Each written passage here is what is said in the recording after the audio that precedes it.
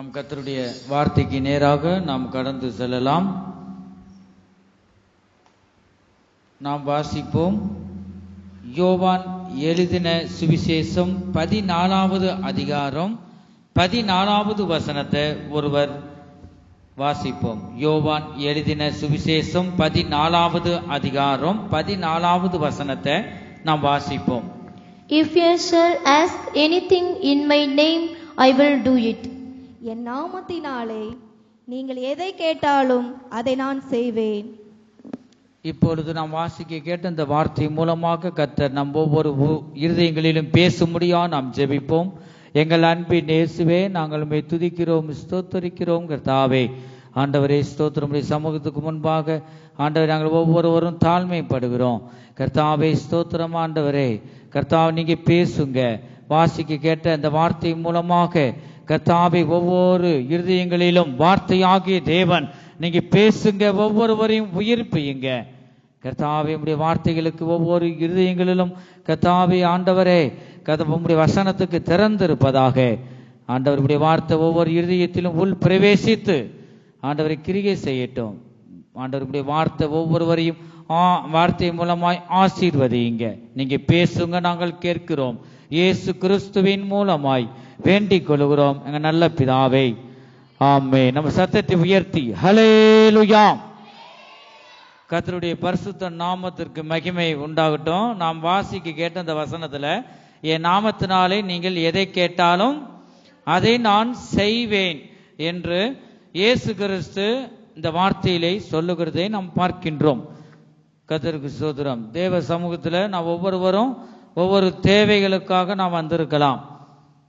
பூமிக்குரிய தேவைகளும் நமக்கு இருக்கு. பூமிக்குரிய ஆசீர்வாதத்தை ஆண்டவர் வைத்திருக்கிறார். உன்னதத்துக்குரிய பரலோகத்துக்குரிய ஆவியின் வரங்கள், உன்னதத்துக்குரிய ஆசீர்வாதத்தையும் நமக்கு வைத்திருக்கிறார். ஒரு மனிதனுக்கு 2 ஆசீர்வாதமும் மிகவும் அவசியம். ஒன்று என்னது? உன்னதத்துக்குரிய ஆசீர்வாதம். 2வது பூமிக்குரிய ஆசீர்வாதத்தையும் ஒரு மனிதனுக்கு தேவன் வைத்திருக்கிறார். என் நாமத்தினாலே, பாருங்க, நாமன்னா என்ன? பேர். பாருங்க, பேர். உங்க நாமம் என்ன? உங்க பேர் என்னன்னு கேட்குறோம். பாருங்க, அப்ப பேர் தான் நாமம் சொல்லுவது. நம்ம எல்லாருக்கும் ஒவ்வொருவருக்கும் ஒரு நாமங்கள் பேர் இருந்தாலும் இந்த பேரை சொன்னா நமக்கு என்ன செய்யாது, ஒன்றும் நடக்காது.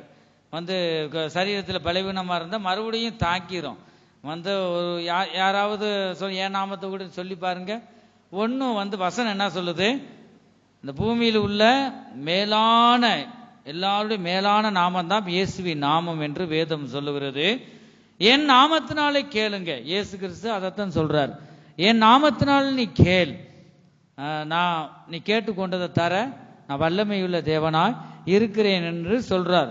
அந்த மேல உள்ள வசனமும் அப்படி நீங்க வாசிக்கும் போது, அவர் கற்பனையை கை கொள்ளுங்கள். கர்த்தருக்கு ஸ்தோத்திரம். அப்படி நாமத்துல நம்ம கேட்கிறோம்.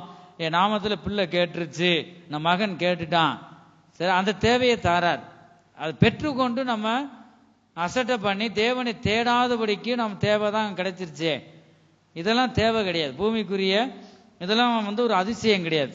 பாருங்க, இன்னும் பெரிய பெரிய அதிசயங்களை ஆண்டவர் செய்ய வேணும்.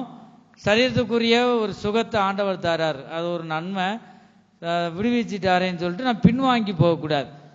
அவருடைய நாமத்துல கேட்கிறோம், அவருடைய நாமத்துல விடுவிக்கிற நாமம் அவருடைய நாமம். நம்மளை விடுவித்து நல்ல ஒரு ஆரோக்கியமா இருக்கும்போது நம்ம மறந்து போயிடக்கூடாது.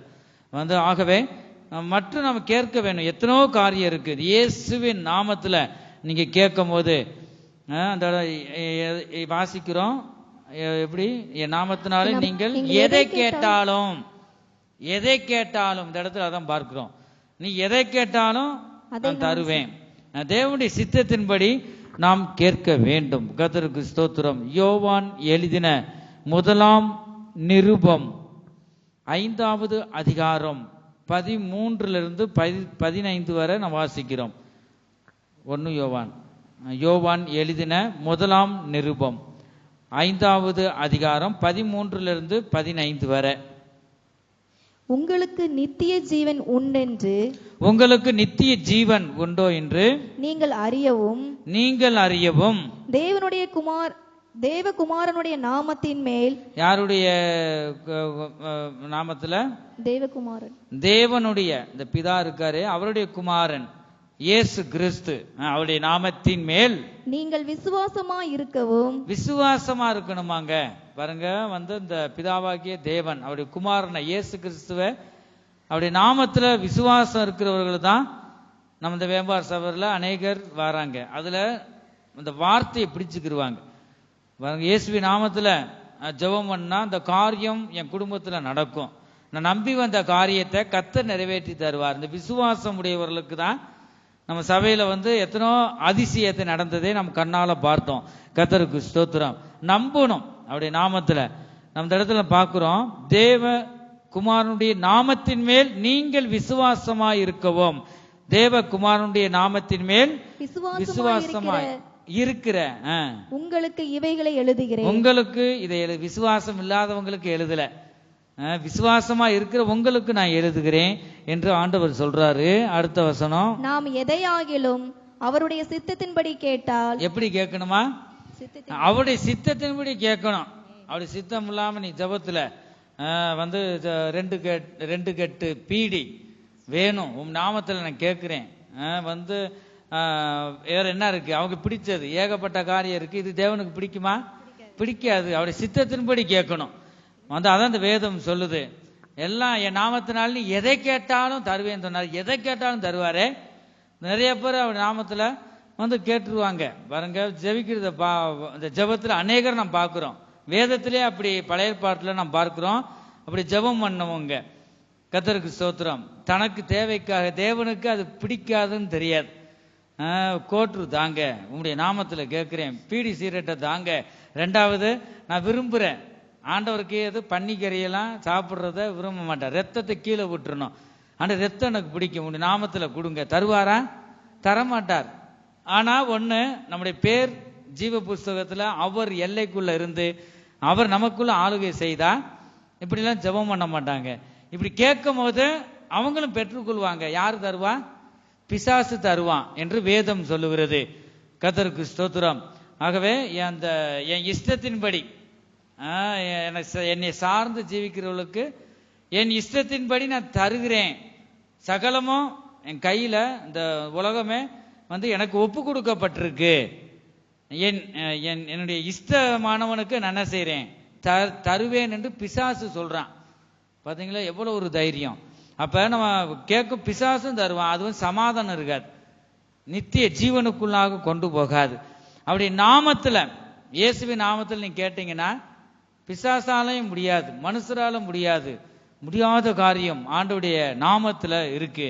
ஆகவே நாம் வேண்டிக் கொள்றது நாம் நிதானித்து அறிந்து, இது தேவனுடைய சித்தமா? நாம் வேண்டிக் கொள்றது ஆண்டவருடைய சித்தமா? ஒரு கார் இருக்கு, ஒரு கார் இருக்குது உனக்கு பெருசு, இன்னும் ஒரு 2-3 கார் தாங்க. அது ஆண்டவர் விரும்ப மாட்டார். ஒரு தகுதி இருக்கிறது. கர்த்தருக்கு ஸ்தோத்திரம். ஆகவே எதை கேட்டாலும் செய்வேன் என்று சொல்றாரு. நம்ம அப்படி நம்ம கேட்டு தேவனுக்கு தகாதவைகளை நம்ம கேட்க கூடாது. அதான் கர்த்தருக்கு பயப்படுகிற பெரியோரையும் சிறியோரையும் ஆசீர்வதிக்கிறார். கர்த்தருக்கு இந்த காரியம் தேவனுக்கு பிடிக்குமா? அது நினைச்சு நம்ம விண்ணப்பம் பண்ண வேண்டும். ஒரு சிலர் ஜெபம் பண்ணும் போது பாருங்க, ஜெபம் என்பது நாம் தேவனோடு பேசுவது. நமக்கு தேவைகளை ஜெபத்தின் மூலமாக தேவனோடு நாம் கேட்கிறோம். அவருடைய நாமத்துல, இயேசுவின் நாமத்துல நாங்க கேட்கிறோம். கர்த்தருக்கு ஸ்தோத்திரம். ஒரு குடும்பம் அழிந்து போகட்டும், அந்த குடும்பம் எனக்கு பிடிக்காத ஆண்டவரே, நம்முடைய நாமத்துல எதையாகிலும் கேளுங்க, தருவேன், செய்வேன்னு சொன்னீங்களே, இந்த குடும்பம் ஒண்ணுமில்லாம போயிடும், என் கண்ணுனால பார்க்கணும் சொல்லிட்டு அநேகர் ஜெபிக்கிறத நான் பார்க்க. இந்த ஜெபமெல்லாம் கூரைக்கு மேல என்ன செய்யாது, போகாது. எல்லாருக்காகவும் கர்த்தர் இரத்தத்தை சிந்திருக்கிறார். நமக்கு மாத்திரமல்ல, சர்வ லோகத்துக்கும் இயேசு கிறிஸ்துவின் இரத்தம் கல்வாரி சிலுவையிலே சிந்தப்பட்டிருக்கிறது. ஆகவே தேவனுடைய வார்த்தை என்ன? என் நாமத்தினாலே நீங்கள் எதை கேட்டாலும் அதை நான் செய்வேன் என்று ஆண்டவர் இந்த கால வேளையில அவர் பேசுகிறார். எப்படிப்பட்ட சூழ்நிலையிலும் நீ இருக்கலாம், இயேசுவின் நாமத்துல நீ உட்கார்ந்து முழங்கால் படியிட்டு, இந்த முழு இரவு ஜெபத்தில் நாம் பார்த்தோம் முழங்கால் ஜெபம் எவ்வளவு வல்லமை உள்ளதுன்னு. ஆண்டவர், என் சூழ்நிலை இப்படி இருக்கு, என் குடும்பம் இப்படி இருக்கு, இயேசுவின் நாமம் அதிகாரம் உள்ள நாமம், அந்த நாமத்துல ஆண்டவரே நான் கேட்கிறேன், என் சூழ்நிலையை மாற்றுங்க, நான் நெருக்கத்தில் இருக்கிறேன், வந்து தாவீது ராஜா அப்படியாக சொல்றார், என் நெருக்கத்திலிருந்து கர்த்தரை நோக்கி கூப்பிட்டேன், அவர் விடுவித்தார். பாருங்க, அவர் உதவி செய்யத்தான் நம்முடைய தேவன் இருக்கின்றார். அப்படி ஒரு ஜெபத்தை ஆண்டவர் பார்ப்பார். கர்த்தருக்கு ஸ்தோத்திரம். பரிசுத்த வேதாகமத்துல அநேக தீர்க்கதரிசிகளுடைய ஜெபங்களை நாம் பார்க்கிறோம். எவ்வளவு உருக்கமா ஜெபிக்கிறத நாம் பார்க்கிறோம். அந்த ஜெபங்களுக்கு பதிலை ஆண்டவர் தருவார். நம் ஜெபம் என்ற விதம் இருக்கிறது. கர்த்தருக்கு ஸ்தோத்திரம். ஆகவே இந்த நித்திய ஜீவனை நாம் அடைவதற்கு நாம் எப்படிப்பட்ட காரியமா இருந்தாலும் கர்த்தருக்குள்ளாக நாம் காணப்பட்டு நாம் ஜெபிக்கிறவர்களாய் நாம் காணப்பட வேண்டும். நாம் எதையாகிலும் அவருடைய சித்தத்தின்படி கேட்டால், எதையாகிலும் இருக்கட்டும், அவருடைய சித்தம், அவருடைய விருப்பமா? சித்தம் என்றால் அவருடைய விருப்பம். அவருடைய விருப்பத்தின்படி நாம் கேட்கிறோமா? அவர் நமக்கு செவி கொடுக்கிறார் என்பதே அவரை பற்றிய நாம் கொண்டிருக்கிற தைரியம். கர்த்தருக்கு ஸ்தோத்திரம். இயேசுவின் நாமத்துல ஒரு தைரியமே உண்டாகுங்க, பயம் உண்டாகாது. பயம் என்பது வேதனை உள்ளது என்று நாம் வேதத்துல வாசிக்கிறோம். ஆகவே ஒரு தைரியம் உண்டாகும். தேவன் இயேசுவின் நாமத்துல நாம் ஜெபிக்கும் போது அந்த தேவைகளையும் ஆண்டவர் தரார். நம்ம சரீரத்துக்குள்ள ஒரு பலன், காண்டாமிருகத்தின் பலன் உண்டாகும். பயமெல்லாம் நீங்கி போகும். இயேசுவின் நாமம் அவ்வளவு அதிகாரம் உள்ள நாமம். அவருடைய நாமத்துல நாம் எல்லாரும் கூடி இருக்கிறோம். கர்த்தருக்கு ஸ்தோத்திரம். இந்த காரியத்தை கொடுப்பாரா என்று சந்தேகமா இருக்கக்கூடாது. சந்தேகமா இருந்தால் ஆண்டவர் தரமாட்டார். அவருடைய ஆசீர்வாதத்தை பெற்றுக்கொள்ள முடியாது என்று நான் வேதத்துல நாம் வாசிக்கிறோம். கர்த்தருக்கு ஸ்தோத்திரம். 15வது வசனம் தொடர்ந்து வாசிக்கிறோம். எதை கேட்டாலும் அவர் நமக்கு செவி கொடுக்கிறார் என்று நாம் எதை கேட்டாலும் அவர் நமக்கு செவி கொடுக்கிறார் என்று நாம் அறிந்திருந்தோமானால் அவரிடத்தில் நாம் கேட்டவைகளை பெற்றுக்கொண்டோம் என்றும் அறிந்திருக்கிறோம். ஹல்லேலூயா. ஒரு தடவை நீங்க ருசி பார்த்துட்டீங்கன்னா போதும். கர்த்தர் நல்லவர் என்பதை ருசித்து பாருங்கள். ஏன் அப்பா, என்னை சிருஷ்டித்த தேவன், என்னை அழைத்த தேவன் உண்மையுள்ளவர். சில காலத்தில் நான் பின்மாற்றத்துல போயிட்டேன். மறுபடியுமாக தேவனுடைய அன்பு என் மேல அவர் நேசமாய் நேசித்தபடினால் மறுபடியுமாக என்னை இழுத்து கொண்டார். ஆகவே நான் ஆதியில வந்து ரட்சிக்கப்பட்ட நேரத்தில் ஜெபம் பண்ணும் போது ஆண்டவர் ஜெபத்தை கேட்டார். நான் கேட்டதெல்லாம் ஆண்டவர் எனக்கு தந்தார். இப்ப மறுபடியுமாக பின்மாற்றத்தில் இருந்த என்னை மறுபடியுமாக தூக்கி எடுத்தார். நான் ஜெபம் பண்ண ஆண்டவர் என் ஜெபத்தை கேட்பார். எத்தனை பேர் நான் விசுவாசிக்கிறோம்? நாம் எதை கேட்டாலும் அவர் நமக்கு செவி கொடுக்கிறார் என்று நாம் அறிந்திருந்தோம். ஆனால் அவரிடத்தில் நாம் கேட்டவைகளை பெற்று கொண்டோம் என்றும் அறிந்திருக்கிறோம். நம்ம இயேசுவின் நாமத்துல கேட்டுட்டா அவர் எனக்கு தந்துட்டார். அதான் விசுவாசம். விசுவாசம் ஏதோ நம்ம நினைக்கிறோம். ஆபிரகாம் பாருங்க, அந்த ஆண்டவர் சொன்னார், உன்னை ஆசீர்வதிப்பேன், மென்மேலும் பெருக செய்வேன் சொன்னார். ஆனா பாருங்க, அப்படியே இந்த வார்த்தை என் வாழ்க்கையில நடந்துருச்சு. தேவன் ஒரு வார்த்தை சொல்லிட்டா செதறி விழுகாது. பாருங்க, அப்படியே வந்து ஆண்டவர் சொன்ன வார்த்தை ஒரு நாள் நம் ஜீவியத்துல நிறைவேறும். ஆபிரகாமுக்கு ஆண்டவர் வாக்கு பண்ணினார். எத்தனோ வருஷத்துக்கு பிறகு வந்து நிறைவேறினதை நாம் பார்க்கின்றோம். கர்த்தருடைய பரிசுத்த நாமத்திற்கு மகிமை உண்டாகட்டும்.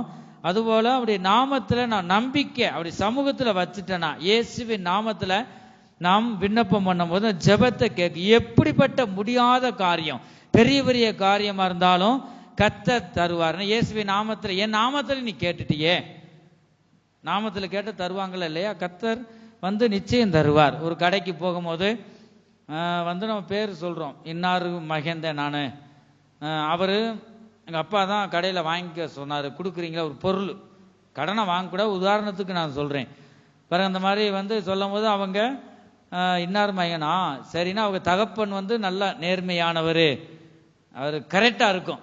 கர்த்தருக்கு ஸ்தோத்திரம். அப்படி தெரிஞ்சாதான் இந்த கடைக்காரர் ஒரு பொருளை கொடுக்கறத நம்ம பார்க்கிறோம். அதுபோலதான் தேவன் நம்ம பார்க்கிறோம். நம்முடைய தேவன் பரிசுத்தம் உள்ள தேவன். அப்படி சித்தத்தின்படி நான் கேட்கிறோமா? எதை கேட்டாலும் தருவேன் சொன்னாரு. மேல உள்ள வசனத்தை பார்க்கிறோம், என் கற்பனையை கை கொள்ளுங்கள். கீழே உள்ள வசனத்திலையும் பார்க்கிறோம். அப்ப தேவனுக்கு நாம் பிரியமா இருக்கிறோமா? அவர் விரும்புகிற ஒரு ஜீவியம், பரிசுத்த ஜீவியை நாம் செய்யறோமா? நம்மை ஒரு சற்று நேரம் ஆராய்ந்து பார்க்க வேண்டும். ஆராய்ந்து பார்க்கும் போதுதான் வந்து அந்த தேவன் என்ன செய்யறாரு? இயேசுவின் நாமம் வல்லமை உள்ளது. இந்த குமாரன் யாரு? பிதாவின் மகன்.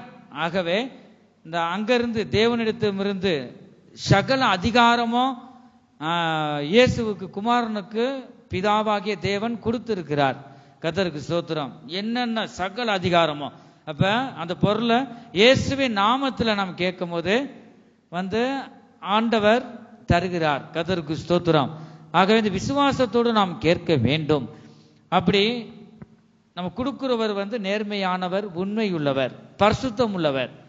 அவருடன் நாம் போகும்போது நம்ம எப்படி ஒரு அதிகாரிக்கு முன்னாடி போகும்போது கோமணத்தை கட்டிக்கிட்டு இந்த பனைமரம்லாம் ஏறுறாங்க. இப்போ பரவாயில்ல, ஒரு டவுசர் போட்டு 2வது கோமணம் கட்டுறாங்க. ஒரு நாகரிகம் இப்போ எவ்வளோ மாறிடுச்சு. அந்த நாட்கள்லாம் வெறும் கோமணத்தை கட்டி கிழித்து விட்டால் என்ன ஆகும் வாழ்க்கை பாருங்க. அப்படியெல்லாம் அந்த நாட்களில் நான் பார்த்துருக்கேன். நேராக கர்த்தருக்கு ஸ்தோத்திரம். ஒரு அதிகாரிக்கு முன்னாடி இப்படி நம்ம போக முடியுமா? போக முடியாது. நல்ல ட்ரெஸ் பண்ணி நீட்டாக போகிறோம். 2வது அவர் லஞ்சம் வாங்க மாட்டார், நேர்மையானவர், உண்மையுள்ளவர்னு ஒரு மனிதன் அவனை சந்திக்க போனால் அவர் எப்படிப்பட்டவருப்பா, அவருக்கு என்ன பிடிக்கும், அவருக்கு வாங்கிட்டு போனால் என்ன பிடிக்கும், எல்லாம் விசாரிச்சுட்டு தான் ஒரு மனிதன் சந்திக்க முடியும். ஒரு மனுஷனவே இப்படி சந்திக்க முடியும். எத்தனை காரியம் இருக்கும்போது சர்வ வல்லமை உள்ளவர், பரிசுத்தர். இயேசுவின் நாமத்தில் நான் கேட்கிறேன், இயேசு எப்படிப்பட்டவர், பரிசுத்தம் உள்ளவர், அன்பு உள்ள தேவன். அப்ப ஜெபத்திலும் கூட நம்ம என்ன செய்யணும், அவருடைய நாமத்தை உயர்த்தி தன்னை தாழ்த்தி ஜெபத்துல எந்த காரியமா இருக்கட்டும், ஆண்டவரே எனக்கு தாங்க, இந்த காரியம் எனக்கு வேணும், அப்படி சித்தத்தின்படி நாம் கேட்டு அவர் நமக்கு தருவார் என்று இந்த விசுவாசம் நமக்கு இருக்கணுங்க. கர்த்தருக்கு ஸ்தோத்திரம்.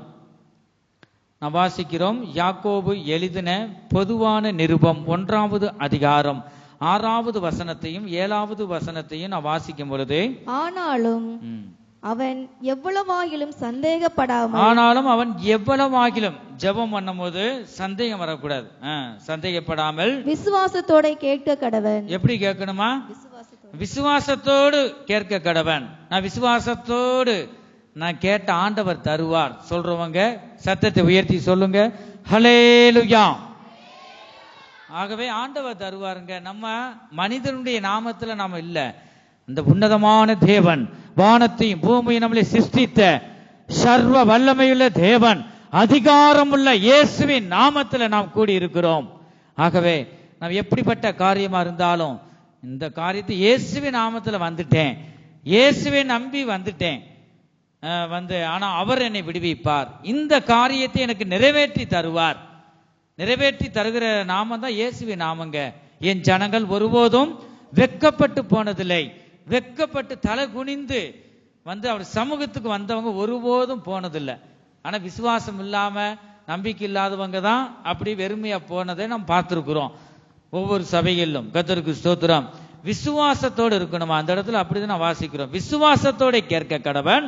சந்தேகப்படுகிறவன் காற்றினால் அடிபட்டு, காற்றினால் அடிபட்டு, எது? சந்தேகப்படுகிறவன். சந்தேகம் குடும்பத்தில் நாம் பார்க்கிறோம், கணவன் மனைவிக்குள்ள சந்தேகம் பல ஒவ்வொரு குடும்பத்தில் பார்த்தா பயங்கரமான ஒரு சந்தேகம் இருக்கிறதே பார்க்குறோம். கர்த்தருக்கு ஸ்தோத்திரம். யாருன்னு ஏறெடுத்து ரோட்டில் போகிறவங்க பஸ் ஸ்டாண்டில் போனால் யாரு ஒரு வெள்ளம் பிள்ளையா நம்ம அம்மாவான்னு சும்மா ஏறெடுத்து பார்த்துருப்பாங்க. என்னடா நம்ம பொண்டாட்டியை பார்க்குறானே, வீட்டுக்கு வா உன்னை வச்சுக்கிறேன் சொல்லிட்டு வீட்டில் சண்டை போடுறது அநேக குடும்பங்கள் நீங்களும் பார்த்துருப்பீங்க. சந்தேகம் ஒரு குடும்பத்துக்குள்ள அழிச்சிரும். சந்தேகப்படுகிறது பிசாசின் கிரியை. கர்த்தருக்கு ஸ்தோத்திரம். ஒருபோதும் உட்கார்ந்தா குத்தம், எந்திரிச்சா குத்தம், பார்த்தா குத்தமா இருக்கு. கர்த்தருக்கு ஸ்தோத்திரம். ஆகவே எப்படிலாம் குடும்பத்தில் சின்ன சின்னதுக்கு சந்தேகம். கர்த்தருக்கு ஸ்தோத்திரம். எப்படிப்பட்ட இந்த சந்தேகம் சொல்ற அவங்க நல்லவங்க தான், அவங்களுக்குள்ள என்ன இருக்கு? சந்தேகம் ஆகிற பிசாசு. இப்படி வேதத்துல பார்க்கிறோம். கர்த்தருக்கு ஸ்தோத்திரம். அந்த சந்தேகம் ஜெபத்திலையும் வரும். இந்த பிசாஸ் சும்மா விடாது. கணவன் மனைவிக்குள்ள ஒன்றும், மனைவி புருஷனை சந்தேகப்படும். கர்த்தருக்கு ஸ்தோத்திரம். கணவன் மனைவியை சந்தேகம். அப்படி சந்தேகம் இருந்தால் உருப்படி ஆகுமா குடும்பம்? ஒருபோதும் உருப்படி ஆகாது. கர்த்தருக்கு ஸ்தோத்திரம். அநேக குடும்பங்கள் அப்படி பார்க்குறோம். ஒரு குடும்பத்தில் நாம் பார்க்குறோம், சட்டையில் முடி எப்படியோ காற்றுக்கு விழுந்திருக்கும் போல, அது என்ன நீளமாக இருக்க முடி. எங்கே போயிட்டு வந்த நீ? பெரம்பு எடுத்து விளாசிச்சு பார்த்துங்க, வீடை கதவை பூட்டிட்டு ஐயோ ஐயோ ஐயோன்னு கத்துறார். கர்த்தருக்கு ஸ்தோத்திரம். நடந்த சம்பவம். அப்படியும் இருக்கிறாங்க. ஆகவே சந்தேகம் கடைசி வரைக்கும் சண்டை சண்டை டெய்லி எப்படியும் பார்க்கும் போதெல்லாம் சண்டை தான் நடக்கும் குடும்பத்தில். ஒரு நாள் நினைச்சு பார்த்தா இப்படி மனுஷனை பிறந்ததே ஒரு நேரம் கூட நான் வேதனைப்பட்டிருக்கேன். அவங்க பிறவாமல் இருந்தால் நல்லா இருக்குமே. கர்த்தருக்கு ஸ்தோத்திரம். இயேசு கிறிஸ்து சொல்றாரு, இயேசுவை காட்டி கொடுக்குற யூதாசை நோக்கி வந்து பிறவாது இருந்தா நல்லா இருக்கணும். அதுபோல அவ்வளவு குடும்பத்துக்கு சந்தோஷம் இல்லைங்க, நல்ல சம்பாத்தியம் தான். ஏன்னா வந்து ஒரு சந்தேகம் பண்ண பிசாசு ரட்சிக்கப்பட்டு தேவனுடைய பிள்ளைகளுக்குள்ள இருக்கக்கூடாது. கர்த்தருக்கு ஸ்தோத்திரம். இந்த இடத்துல தான் சந்தேகப்படுகிறவன் ஜெபத்திலும் கூட சந்தேகம் வருது. வந்து சந்தேகப்படாமல் விசுவாசத்தோட கேட்க கடவன். இந்த இடத்துல நாம் பார்க்கிறோம்.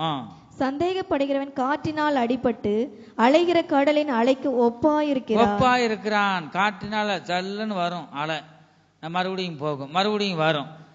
சந்தேகப்படுறதும் அப்படிதான். நீ அந்த இடத்துல தான் அந்த அலை வரப்போக இருக்கும். வாழ்க்கையிலும் முன்னேற முடியாது. வந்து ஜெபத்திலும் கூட அப்படிதான். வந்து வாரம் ஆண்டவரே தாங்க, அவ்வளவுதான். அதோட சந்தேகம், ஜெபத்தை ஆண்டவர் கேட்பாரா? அந்த சந்தேகம் ஒருபோதும் இருக்கக்கூடாது. சந்தேகத்தை கொண்டு வர்றது பிசாசு என்று வேதம் சொல்லுகிறது. நீங்க இந்த விஷயத்துல அறிவுள்ளவர்களாய் இருக்க வேண்டும். ஜெபத்துல விசுவாசத்தோடு உங்க பெத்த தகப்பன்ட்ட நீங்க எப்படி கேட்குறீங்க, அது மாதிரி நீங்க கேட்கணும். அப்படி விசுவாசம் இல்லைன்னா ஆண்டவரே விசுவாசத்தை வர்த்திக்க செய்யுங்க. முன்னாடி உங்களுக்கு முழங்கால் படிடுங்க. உங்களுக்கு முன்னாடி ஒரு சேரை போட்டு ஆண்டவர் நமக்கு முன்னாடி இருக்கிறார். அவர் நல்ல நெடுமுழங்கால் போட்டு கைகளை உயர்த்தி எல்லாம் கையில கூப்பி இப்படி நீங்க ஜெபிக்கணும். ஆண்டவரே நீங்க உதவி செய்யுங்க. தாவீது சொல்றாரு, கர்த்தரை எனக்கு முன்பாக நிறுத்தி நோக்கி கொண்டிருக்கிறேன் என்று சங்கீத புஸ்தகத்துல பாக்குறோம். அப்ப உங்களுக்குள்ள விசுவாசம் வரும். கர்த்தருக்கு ஸ்தோத்திரம். எல்லாரும் ஒண்ணு போல இருக்க முடியாது. 5 விரல் ஒண்ணு போல இருக்கா? வித்தியாசமா இருக்கு பாருங்க. அதுபோல ஒரு சிலருக்கு இப்படிதான். விசுவாசத்துல பலவீனம் உள்ளவர்களை தாங்குங்கள் என்று வேதம் சொல்லுது. ஆகவே வந்து நம்ம அப்படி எத்தனை பேர் நம்ம தாங்குகிறோம்? ஜெபத்துல நான் விசுவாசம் உடையவர்களாய் நான் காணப்பட வேணும். விசுவாசத்தில் பலவீனம் உள்ளவர்களை, அப்படிப்பட்டவர்களை நாம் தாங்க வேண்டும். கர்த்தருக்கு ஸ்தோத்திரம். விசுவாசத்தோடு நாம் ஜெபிக்க வேண்டும். ஒருவருக்காக ஒருவர் ஜெபம் பண்ணுங்கள் என்று எத்தனோ நாள் நாம் கேட்கிறோம். வசனம் சொல்லுது, கேட்கிறது மாத்திரமல்ல அதன்படி செய்கிறவர்களாய் இருங்கள் என்று நாம் பார்க்கிறோம். போதிக்கிறது ஈஸி தான். ஆனா இதன்படி நாம் முதலாவது ஜெபத்துல உண்மையோடு விசுவாசத்தோடு நாம் முதலாவது ஜெபிக்கிறேனா என்ன நான் ஆராய்ந்து பார்க்கணும். இந்த செய்தியை வந்து எடுக்கும் போது நான் ஆச்சரியப்பட்டு போயிட்டேன். எதை கேட்டாலும் செய்வாரா? அப்ப அவருடைய காரியத்துல கரெக்டா இருக்கிறார். வந்து நமக்குள்ள சந்தேகங்களும் அவிசுவாசமும் இருக்கிறதுனாலதான் இந்த பெற்றுக்கொள்ள முடியல. அது அப்ப நம்ம எவ்வளவு குறைவுள்ளவர்களா இருக்கிறோம். ஆண்டவரே விசுவாசத்தை தாங்க. இப்ப நம்ம தான் தாழ்த்தணும். ஒரு சில வந்து சேதங்கள், ஒரு சில ஆபத்துகள் வரும்போது, குடும்பத்துல ஒரு பிரச்சனைகள் வரும்போது கர்த்தரே இல்லை. ஒரு சில அநேகர் சொல்றதை நான் பார்த்துருக்கிறேன். கர்த்தர் வேணா ஒன்றும் வேண்டாம், எப்பயும் போல நான் இருந்துக்கிறேன். பாருங்க, நீ எப்பயும் போல இருந்தாலும் மிகவும் சோதனை வரத்தான் செய்யும். ஆகவே அதுதான் அவிசுவாசம். தேவன் இருக்கிறாரா இல்லையா? இவ்வளவு போராட்டம் நடக்குது. நான் ஆலயத்துக்கு சர்ச்சுக்கு போறேன், அப்படி சமூகத்துல நான் இருக்கிறேன், எல்லாம் உண்மைதான். எப்படி நாம் கேட்கிறோம்? அப்படி நாமத்துல விசுவாசத்தோடு நான் கேட்கிறோமா? இப்படிப்பட்ட உபத்திரவத்தின் வழியில போகும்போது கர்த்தர் தான் என்னை நடத்துகிறார், அவருக்கு இல்லாத அக்கறையா சொல்லிட்டு அவர் பார்த்து கொள்வார். நீ எப்பொழுதும் சந்தோஷமா இருக்கணும். கர்த்தருக்கு ஸ்தோத்திரம். சோர்ந்து போயிட்டா அவ்வளவுதான், நம்ம பலன் குறைஞ்சிரும். அப்படி வேதத்துல நாம் பார்க்கிறோம். எப்பொழுதும் கர்த்தருக்குள் சந்தோஷமா இருங்கள் என்று மறுபடியும் உங்களுக்கு சொல்லுகிறேன். இப்ப கூட நம்ம காணிக்கை பாடல் கூட பார்த்தோம். என்ன பாட்டு அது? சந்தோஷம் பொங்குதே, சந்தோஷம் பொங்குதே, சந்தோஷம் என்னில் பொங்குதே, அல்லேலூயா இயேசு என்னை ரட்சித்தார், முற்றும் என்னை மாற்றினார், சந்தோஷம் என்னில் பொங்குதே. அல்லேலூயா. இந்த பாடால வேற பாட்டு படிச்சீங்களே, இதுதானே? பாருங்க, அந்த சகோதரி இப்படிப்பட்ட சூழ்நிலை இருந்து சந்தோஷம் பொங்குதே. நம்ம நினைக்கிறோம் மரணமும் ஜீவனும் நாவின் அதிகாரத்தில் இருக்கு. உபத்திரவத்தின் வழியில பெருக்கிற சூழ்நிலையில இந்த பாடலை பாருங்க, சந்தோஷம் பொங்குதே. அதே பவுல் சொன்னார், அப்போஸ்தலனாகிய பவுல், கர்த்தருக்குள் சந்தோஷமாய் இருங்கள் என்று மறுபடியும் உங்களுக்கு சொல்லுகிறேன். அப்ப நமக்கு சூழ்நிலைகள் உபத்திரவங்கள் உண்டு, அவருக்கு இல்லாத அக்கறையா? உங்களுடைய சமூகத்துல நான் வந்திருக்கிறேன், என் நாமத்தினாலே நீ எதை கேட்டாலும் அதை செய்வேன் என்று சொன்னீங்களே. பாருங்க, வந்து அதுதான், அது ஒரு சாட்சி, தேவ சமூகத்துல சாட்சி. பாருங்க, அது ஒரு நல்ல நம்ம சூழ்நிலையில இருந்து இந்த பாட்டை படிக்கணுங்க. உபத்திரவத்தின் வழியில போகும்போது தாவீதுக்கு வராத உபத்திரவமா, யோபுக்கு வராத உபத்திரவமா? கர்த்தருக்கு ஸ்தோத்திரம். அப்படிப்பட்ட நேரத்துல தான் தாவீது கர்த்தரை நோக்கி கூப்பிடுகிறத பார்க்கிறோம். ஒரு சில சூழ்நிலை வரும்போது, ஆண்டவரே என் பாவங்களை மன்னியும், ஒரு நிலவரமான ஆவியை எனக்கு தாங்க சொல்லிட்டு தாவீது ராஜா சொல்றதை பார்க்கிறோம். எந்த நேரமும் நீங்க சந்தோஷமா இருக்கணும்.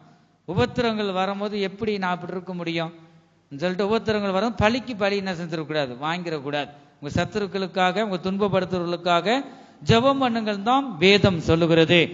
கர்த்தருக்கு ஸ்தோத்திரம். அப்படிப்பட்ட சூழ்நிலையில நீங்க ஒரு மனிதன் எவ்வளவு கஷ்டம் இருந்தாலும், இந்த கஷ்டத்துல உனக்கு சம்பாதிக்கிற பணத்துல வருமானத்துல கொஞ்சமா போட்டாலும் ஆண்டவர் ஆசீர்வதிக்கிறார். நிறைய பணம் வந்த பிறகு நீ கொடுக்கறது அது அப்படி இல்லை. இல்லாத போது தேவனுக்கு கொடுக்குறாயா?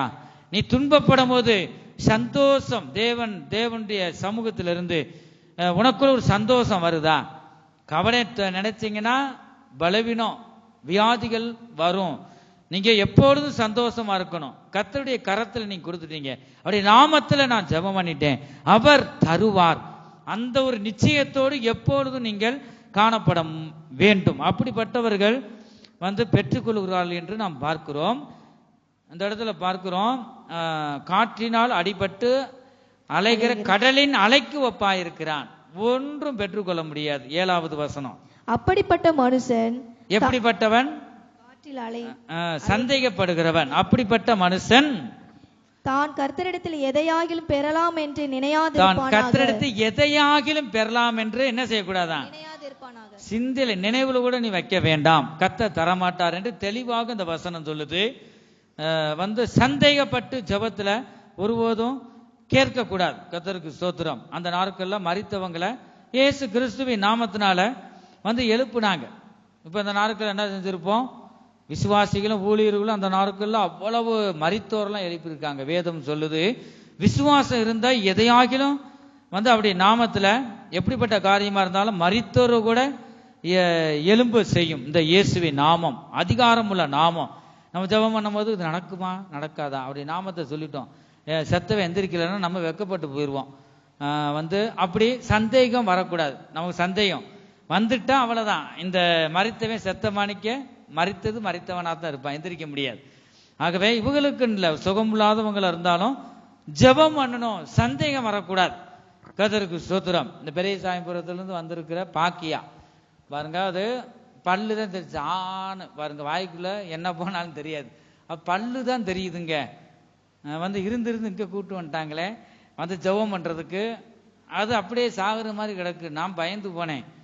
எனக்குள்ள ஜெபம் பண்ணா அந்த ஜீவனை தந்துட்டீங்கன்னா ஒன்றும் இல்லை, இல்லை ஜீவன் இல்லைன்னா இவர் என்ன டூப்ளிகேட் பாஸ்டராக இருப்பவர்களுக்கு ஜெபம் பண்ணாரு, ஜெபம் பண்ணி பட்டுன்னு போயிருச்சுன்னு சொன்னால் நம்மளை பிடிச்சிக்கிடுவாங்களே, இழுத்துக்கிட்டாவது கொஞ்சம் கொஞ்சம் கிடக்கும். நம்ம ஜெபம் பண்ணாரு, இன்னும் ஊர்ல இருந்து ஜெபம் பண்ணாரு, உயிர் போச்சே, அப்படி வந்துடக்கூடாது. ஆண்டவரே, நான் சந்தேகப்பட்டதை சொல்றேன். ஜெபம் பண்றதுக்கு முன்பாக பார்த்து ஆண்டவரே நீங்க உதவி செய்யுங்க, நான் என் ஜனங்கள் ஒருபோதும் வெக்கப்பட்டு போனதில்லைன்னு சொல்லியிருக்கேன். நான் ஒரு மனுஷன் தானே, மனுஷர் தான். ஆண்டவரே, என்னுடைய அவிசுவாசம் நீங்கும்படி எனக்கு உதவி செய்யுங்க. ஒரு மகனுக்காக ஒரு தகப்பன் சொல்லுவதை நாம் பரிசுத்த வேதாகமத்தில் பார்க்கிறோம். ஆண்டவரே எனக்கு விசுவாசத்தை வர்த்திக்க செய்யுங்க சொல்லிட்டு பாருங்க, எனக்கு பலது ஒரு சிலருக்கு ஜெபம் பண்ணும் போது பலதை சிந்திப்பேன். இந்த கொரோனா சமயத்திலும் கூட போனோம் நீங்க தெளிந்த புத்தியா இருங்க. ஒரு பாஸ்டர் சொன்னார், உங்க பிள்ளைகள்லாம் இருக்கு, உங்களுக்கு தேவையில்லாம கொரோனா சும்மாவே பக்கத்துல போனாலும் பரவிக்கிட்டு இருக்கு, வீட்டை விட்டு வெளியே போகாதன்னு சொல்லியிருக்காங்க. அவங்களுக்கு ஆலயத்துக்கு வர்றவங்க எப்பயாவது வருஷத்துக்கு ஒரு தரம் ஒரே வாட்டி 2 வாட்டி வந்தவங்க பாருங்க, அவங்களுக்காகவும் சந்தேகம் வந்துச்சு. அவங்க அதான் அவிசுவாசத்தை கொண்டு வராங்க, பயமுறுத்துறாங்க. பயப்படல, போய் தலையில தொட்டு ஜோமுன்ட்டு வந்தோம், நான் செத்தா போயிட்டேன். அப்ப பாருங்க, இப்ப ஒரு 4-5 வருஷம் ஆச்சு. ஆகவே எதற்கும் நம்ம பயப்படக்கூடாதுங்க. கர்த்தருடைய பரிசுத்த நாமத்திற்கு மகிமை உண்டாகட்டும். விசுவாசத்தோடு ஜெபிக்கணும். அழைத்தவர் மனுஷர் அல்ல, தேவன் தான் என்னை அழைத்தவர், அவர் உண்மையுள்ளவர். எதுக்கு துணிஞ்சிடணும். கர்த்தருக்கு ஸ்தோத்திரம். ஆண்டவருக்குள்ள வந்துட்டு ஞாயிற்றுக்கிழமை சடங்கு வைக்கிறாங்க, அது வைக்கிறாங்க. 2வது யாராவது மரிச்சு போயிட்டா அவங்களுக்கு செய்முறை சடங்கு அதெல்லாம் இருக்கும். மரிச்சவங்க ஒருபோதும் அதை செய்யக்கூடாது. ஞாயிற்றுக்கிழமை அப்ப மனுஷரை சார்ந்து நீங்க போறீங்கன்னு அர்த்தம். அந்த சந்தோஷமான வீட்டுக்கு போவதை விட அந்த வசனம் இருக்கு, துக்க வீட்டுக்கு போவது நலம் என்று நல்லதும் வேதம் சொல்லுது. அந்த வசனத்தை சொல்லுங்க பார்ப்போம். விருந்து வீட்டுக்கு போவதை பார்க்கலாம் துக்க வீட்டுக்கு போவது நலம். அப்ப மறைச்சிருக்காங்கன்னா யாருன்னு பார்க்க கூடாது. ரட்சிக்கப்படாதவங்களோ கிறிஸ்தவங்களோ முஸ்லீமோ அதெல்லாம் நம்ம பார்க்க கூடாது. நம்ம எல்லாருக்காகவும் இயேசுவின் ரத்தம் சிந்தப்பட்டிருக்கு. போய் எல்லாரும் போய் அந்த இடத்துல மனுஷர் சிந்திப்பாங்க பாருங்க. அந்த இடத்துல அவனுடைய வாழ்க்கை இப்படி இருந்துச்சு, இப்படி எல்லாம் வாழ்ந்தாங்கப்பா, அவர் என்னத்தை கொண்டு போனார், ஒண்ணுமே இல்லை. எப்ப நாம என்ன செய்வோம், அந்த சிந்தை வர்றதுக்காக தான் ஆண்டவர் சொல்றார் துக்க வீட்டுக்கு போ சொல்றாரு. ரெண்டாவது அந்த மரித்த வீட்டுக்கு போகும்போது சிந்திப்போம். அப்ப நம்ம என்னதான் கொண்டு போன ஒண்ணும் இல்லை.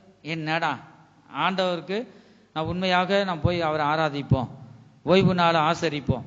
எத்தனை நாள் நம்ம அசால்ட்டுக்கு அருந்து அசதியா இருந்ததெல்லாம் போதும். இந்த மனுஷன் என்னத்தை கொண்டு போன ஒண்ணும் இல்லை. அப்படியே சிந்தனை வரும். கர்த்தருக்கு ஸ்தோத்திரம். வேதத்துல அதெல்லாம் சொல்லப்பட்டிருக்கு. கர்த்தருடைய பரிசுத்த நாமத்திற்கு மகிமை உண்டாகட்டும். கர்த்தருடைய வார்த்தையை நாம் தொடர்ந்து நாம் கவனிப்போம். ஆகவே அந்த 8வது வசனத்துல பார்க்கிறோம், இருமனம் உள்ளவன். இருமனம் இருக்கக்கூடாது. நமக்கு ஒரு இருதயம் தான். 2 இருதயம் இருக்கா? 2 இருதயம் உள்ளவங்க சத்தத்தை உயர்த்தி ஹல்லேலூயா சொல்லுங்க. தூங்குறவங்களாம் சொல்லுங்க ஹல்லேலூயா. ஆகவே இருமனம் இருக்கக்கூடாதான். இருமனது துணிஞ்சிரணும். சொல்லுவாங்களே என்னது, 6லையும் சாவு 100லையும் சாவுன்னு சொல்லுவாங்க. துணிஞ்சிரணும். கர்த்தருக்கு ஸ்தோத்திரம். ஆகவே கர்த்தர் என்னோட இருக்கிறார். இந்த சீசர்கள்லாம் அதுதான் துணிஞ்சாங்க. இந்த நாமத்தை நீங்க பேசக்கூடாது. கவர்மெண்ட்ல இருந்து கட்டளை வந்துருச்சு. அவங்க பேசாம விட்டாங்களா? பேசுனாங்க. அவ்வளவு அதிகாரம் உள்ள நாமம். இந்த இயேசுவின் நாமத்தை சொன்ன உடனே மரித்தவன் எந்திரிக்கிறான். கர்த்தருக்கு ஸ்தோத்திரம். வியாதி குணமாகிறது. சப்பானி நடக்கிறாங்க. இந்த நாமத்தை சொன்னா வேற ஒண்ணும் செய்யல. அவங்க விசுவாசித்து இயேசுவின் நாமத்தை சொல்லும் போது, இயேசு கிறிஸ்துவின் நாமத்தினாலே இந்த காரியம் நடக்கட்டும். நீங்க சொல்லி பாருங்க, விசுவாசத்துல சொல்லி பாருங்க. அந்த நாட்கள்ல இயேசுவின் நாமத்தை சொன்னாங்க. கடைசி கவர்மெண்ட் இது எதனால நடக்குது, திரளான ஜனம் ரட்சிக்கப்படுதே, இந்த நாமத்தை நீ சொல்லக்கூடாது சொல்லிட்டு கட்டளையிட்டாங்க. அந்த நாட்கள்ல பயந்து போயிட்டாங்க பாருங்க. அவ்வளவு ஒரு அந்த அதிகாரம் உள்ள இயேசுவின் நாமத்துல நம்ம எதையாகிலும் சாதிக்கலாம். அப்படி நாமத்திலேயே வந்து உட்கார்ந்துட்டு எப்படி இருக்கே, என் காரியம் நடக்கலையே. நீங்க இயேசு கிறிஸ்துவின் நாமத்துல நீங்க அமர்ந்து ஆலயத்துக்குள்ள வந்துட்டாலுமே என் காரியத்தை ஆண்டவர் மாற்றி தந்தார் என்று அந்த அப்படிப்பட்ட விசுவாச அளவு இருக்கு. வேதத்துல வாசிக்கிறோம். கர்த்தருக்கு ஸ்தோத்திரம். அப்படி விசுவாசம் உடையவர்களா இருக்கணும். இயேசுவின் நாமம் அதிகாரம் உள்ள நாமம், குணமாக்கும் நாமம், நன்மை செய்கிற நாமத்துல வந்துட்டு இங்க புலம்புறது, ஐயோ பலவீனமா இருக்கே, தலைவலிக்குதே, காய்ச்சல் அடிக்குதே, அதிகாரம் உள்ள நாமத்துல. இப்ப அப்படி சொல்றவங்க எல்லாம் என்னதான் இருக்கா பாருங்க. பலவீன பிசாசு சந்தேகம் இருக்கிறதுனாலதான் இப்படி எல்லாம் இந்த சமூகத்துக்கு, தேவனுடைய சமூகத்துக்கு வந்த பிறகும் கூட இப்படிப்பட்ட புலம்பிக்கிட்டு இருப்பாங்க. ஒருபோதும் புலம்ப கூடாது. கர்த்தருக்கு ஸ்தோத்திரம். அநேகர் இப்படி இருக்கிறதை நாம் பார்க்கிறோம். இருமனம் உள்ளவன் தன் வழிகளெல்லாம் நிலையற்றவனாயிருக்கிறான். நிலையற்று பாருங்க, அந்த காயின் போல நிலையற்று திரிகிறவனாக போல அப்படிப்பட்ட ஒரு கூட்டத்தார் நாம் பார்க்கிறோம். இருமனம் இருக்கக்கூடாது. ஜெபம் பண்ணும் போது விசுவாசத்தோடு நாம் ஜெபிக்கும் போது கர்த்தர் பெரிய காரியங்களை செய்கிறார். இயேசு கிறிஸ்துவின் நாமத்தின் மேல் நம்பிக்கை வைத்து அவர் நமக்கு சொன்ன வார்த்தையை நாம் விசுவாசிக்கும் போதுதான் தேவனுடைய மகிமையை நாம் காண முடியும். எத்தனை பேர் நாம் விசுவாசத்தோடு நாம் ஜெபிக்கிறோம்? ஜெபிக்கிறவர்களும் ஜாக்கிரதையாக இருக்கணும். இயேசு கிறிஸ்துவின் நாமத்தினால நம்ம ஜெபிக்கணும். குடும்பத்துல யார் யாரு பரிசுத்த ஆராதனைக்கு வரல, யாரு பின்மாற்றத்தில் இருக்கிறாங்க, அப்படிப்பட்டவர்களுக்காக நீங்க விசுவாசத்தோடு ஜெபிக்க வேணும். ஜெபிக்கும் போது கர்த்தர் உங்க ஜெபத்தை கேட்பார். ஒருபோதும் ஜெபத்தை தள்ள மாட்டார். என் பிள்ளை என் நாமத்தை கூப்பிட்டுருச்சு, ஆகவே நிச்சயமா அவங்களுக்கு உதவி செய்யணும்னு சொல்லிட்டு ஆண்டவர் வருவாருங்க. கர்த்தருக்கு ஸ்தோத்திரம். அவருடைய நாமத்தை நீங்க கூப்பிடுங்க. என் பிள்ளை ஆபத்துல இருக்கு, நான் மகளுக்கு உதவி செய்யணும்னு சொல்லிட்டு வருவார்.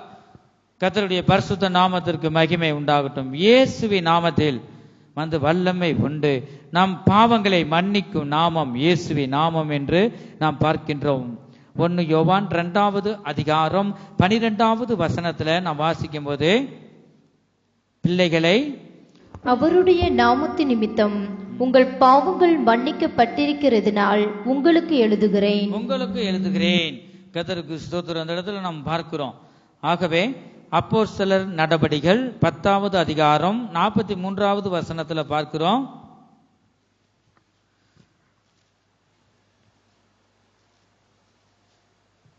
இயேசுவின் நாமத்துல வல்லமை இருக்குங்க. அவரை விசுவாசிக்கிறவன் எவனோ அவன் அவருடைய நாமத்தினாலே பாவ மன்னிப்பை பெறுவான் என்று தீர்க்கதரிசிகள் எல்லாரும் அவரை குறித்தே சாட்சி கொடுக்கிறார்கள் என்றான். கர்த்தருடைய பரிசுத்த நாமத்திற்கு மகிமை உண்டாகட்டும். 1வது இயேசு கிறிஸ்துவின் நாமம் நம் பாவங்களை மன்னிக்கும் நாமம். மன்னிக்கும் நாமம் தான் இயேசுவின் நாமம் என்று நாம் வாசிக்கிறோம். கர்த்தருக்கு ஸ்தோத்திரம். 1 யோவான் 2வது அதிகாரம் 12வது வசனம் நீங்க எழுதி வச்சுட்டு வீடுகளில் படிச்சு பாருங்க. முதலாவது நம் பாவங்களை மன்னிக்கும் நாமம் இயேசுவின் நாமம். 2வது நாம் பார்க்கிறோம். கர்த்தருக்கு ஸ்தோத்திரம். முதலாவது பாவங்களை மன்னிக்கும் நாமம் இயேசுவின் நாமம். இயேசுவின் நாமத்தில் சுகம், அற்புதம், அதிசயம், பல நன்மைகள் உண்டு என் ஜனமே. 2வது நம்மை ரட்சிக்கும் நாமம் இயேசுவின் நாமம். அப்போஸ்தலர் நடபடிகள் 2வது அதிகாரம் 21வது வசனத்தை எடுத்து வாசிப்போம். அப்பொழுது கர்த்தருடைய நாமத்தை தொழுது கொள்கிறவன் எவனோ அப்பொழுது கர்த்தருடைய நாமத்தை தொழுது கொள்கிறவன் எவனோ அவன் ரட்சிக்கப்படுவான் என்று தேவன் உரைத்திருக்கிறார். ஹல்லேலூயா. ஆகவே ஒரு மனிதன் வந்து கர்த்தருடைய நாமத்தை தொழுது கொள்ள ஆரம்பிச்சாலுமே போதும். கர்த்தருக்கு ஸ்தோத்திரம். அவன் ரட்சிக்கப்படுவான் என்று வந்து நாம் பார்க்கிறோம். கர்த்தராகிய இயேசு கிறிஸ்துவை விசுவாசி, அப்பொழுது நீயும் வீட்டாரும் ரட்சிக்கப்படுவீர்கள் என்று நாம் பார்க்கிறோம். ஜெபத்துல நம்ம எதையாகிலும் நாம் கேட்டா தேவனுடைய சித்தத்தின்படி நாம் விசுவாசித்து நாம் கேட்க வேண்டும். கர்த்தருக்கு ஸ்தோத்திரம். அவரை தொழுது கொள்ள ஆரம்பிக்கும் போதே அவன் ரட்சிக்கப்படுகிறான். மனுஷரால ஒரு மனிதனை ரட்சிக்க முடியாது, மீட்க முடியாது. இயேசு கிறிஸ்துவை ரட்சிப்பா இருக்கிறார். அவரை அல்லாமல் இந்த பூமியில வேற ரட்சிப்பு இல்லை. இயேசுவே ஒரு மனிதனை ரட்சிக்க முடியும். நம்மை ரட்சிக்கும் நாமம்தான் இயேசுவின் நாமம். 3வது நமக்கு தைரியத்தை கொடுக்கும் நாமம் இயேசுவின் நாமம் என்று அப்போஸ்தலர் நடபடிகள் 9வது அதிகாரம் 27வது வசனத்தை நாம் பார்க்கும் பொழுது, கர்த்தராகிய இயேசுவின் நாமத்திலே தைரியமாய் பிரசங்கித்து என்று அந்த வசனத்துல நாம் பார்க்கிறோம். வீடுகளில் நீங்க படிச்சு பாருங்க. நமக்கு தைரியத்தை தரும் நாமம் இயேசுவின் நாமம். 4வது ஆரோக்கியத்தை தரும் நாமம் இயேசுவின் நாமம் என்று மல்கியா 1வது அதிகாரம் 11வது வசனத்துல நாம் பார்க்கின்றோம். 5வது நம்மை தேவ பிள்ளைகளாக்கும் நாமம் இயேசுவின் நாமம் என்று யோவான் எழுதின சுவிசேஷம் 1வது அதிகாரம் 12வது வசனத்துல நாம் பார்க்கின்றோம்.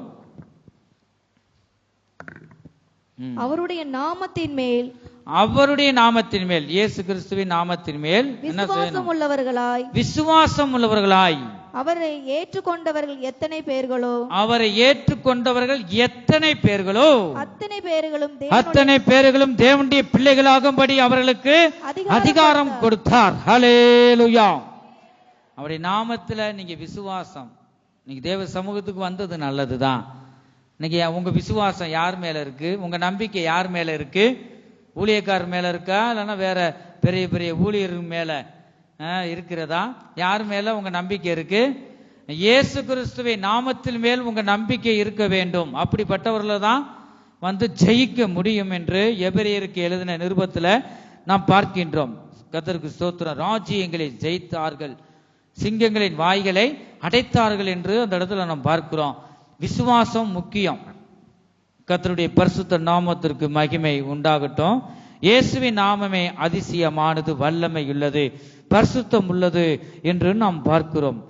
நம்மை தேவனுடைய பிள்ளைகள் ஆக்கும் நாமந்தான் இயேசுவின் நாமம். எத்தனை பேர் விசுவாசத்தை ஏற்றுக்கொள்றாங்களோ அத்தனை பேருக்கும் அவருடைய தேவனுடைய பிள்ளைகளாகும்படி அதிகாரத்தை தருகிறார். 6வது, நம்மை பரலோகத்துக்கு கொண்டு செல்லும் நாமம் இயேசுவின் நாமம். இந்த இயேசுவின் நாமம், நானே வழியும் சத்தியமும் ஜீவனுமா இருக்கிறேன், என்னை இல்லாமல் பிதாவை ஒருவனும் காண முடியாது. இயேசுவின் வழியில நாம் சென்றால் தான் அங்க போக முடியும். நம்மை பரலோகத்துக்கு கொண்டு செல்லும் நாமம் இயேசுவின் நாமம். யோவான் எழுதின சுவிசேஷம் 20வது அதிகாரம் 31வது வசனத்தை நான் வாசிக்கும் போது, இயேசு தேவனுடைய குமாரனாகிய கிறிஸ்து என்று நீங்கள் விசுவாசிக்கும்படியாகவும், விசுவாசித்து அவருடைய நாமத்தினாலே நித்திய ஜீவனை அடையும்படியாகவும், விசுவாசித்து அவருடைய நாமத்தினாலே நித்திய ஜீவனை அடையும்படியாகவும் இவைகள் எழுதப்பட்டிருக்கிறது. எவைகள் எழுதப்பட்டிருக்கு? ஒரு மனிதன் விசுவாசிக்கும் போது, இந்த விசுவாசிக்கிறவன் தான் பரலோக ராஜ்யத்துக்கு போக முடியும். கர்த்தருக்கு ஸ்தோத்திரம். ஒரு இடத்துல இயேசு கிறிஸ்து கூட சீசர்கள் பாருங்க, அவருடைய நாமத்துல ஒரு சந்தேகத்தோடு ஜெபம் பண்ணியிருக்காங்க. இந்த பிசாசு போகல. விசுவாசம் இல்லாத சந்ததி யாரே சொல்லிட்டு இந்த இடத்துல ஒரு இடத்துல இயேசு சொல்லுவார் சீசர்களவே.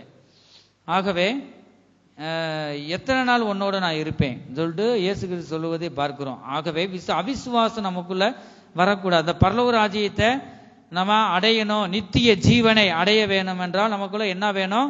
விசுவாசம் வேண்டும். நம்முடைய பரலோகத்துக்கு பாருங்க, நம்மை பரலோகத்துக்கு கொண்டு செல்லும் நாமம் தான் இயேசுவின் நாமம் என்று பார்க்கிறோம். நம்மை பரலோகத்துக்கு கொண்டு செல்லும் நாமம் இயேசுவின் நாமம். அவருடைய நாமம் கைவிடாத நாமமாய் இருக்கிறது. நம்மை கைவிடாத நாமம் இயேசுவின் நாமம் என்று நாம் பார்க்கின்றோம். கடைசியாக 7வது, நம்மை கெட்டு போகாமல் காக்கும் நாமம் இயேசுவின் நாமம்.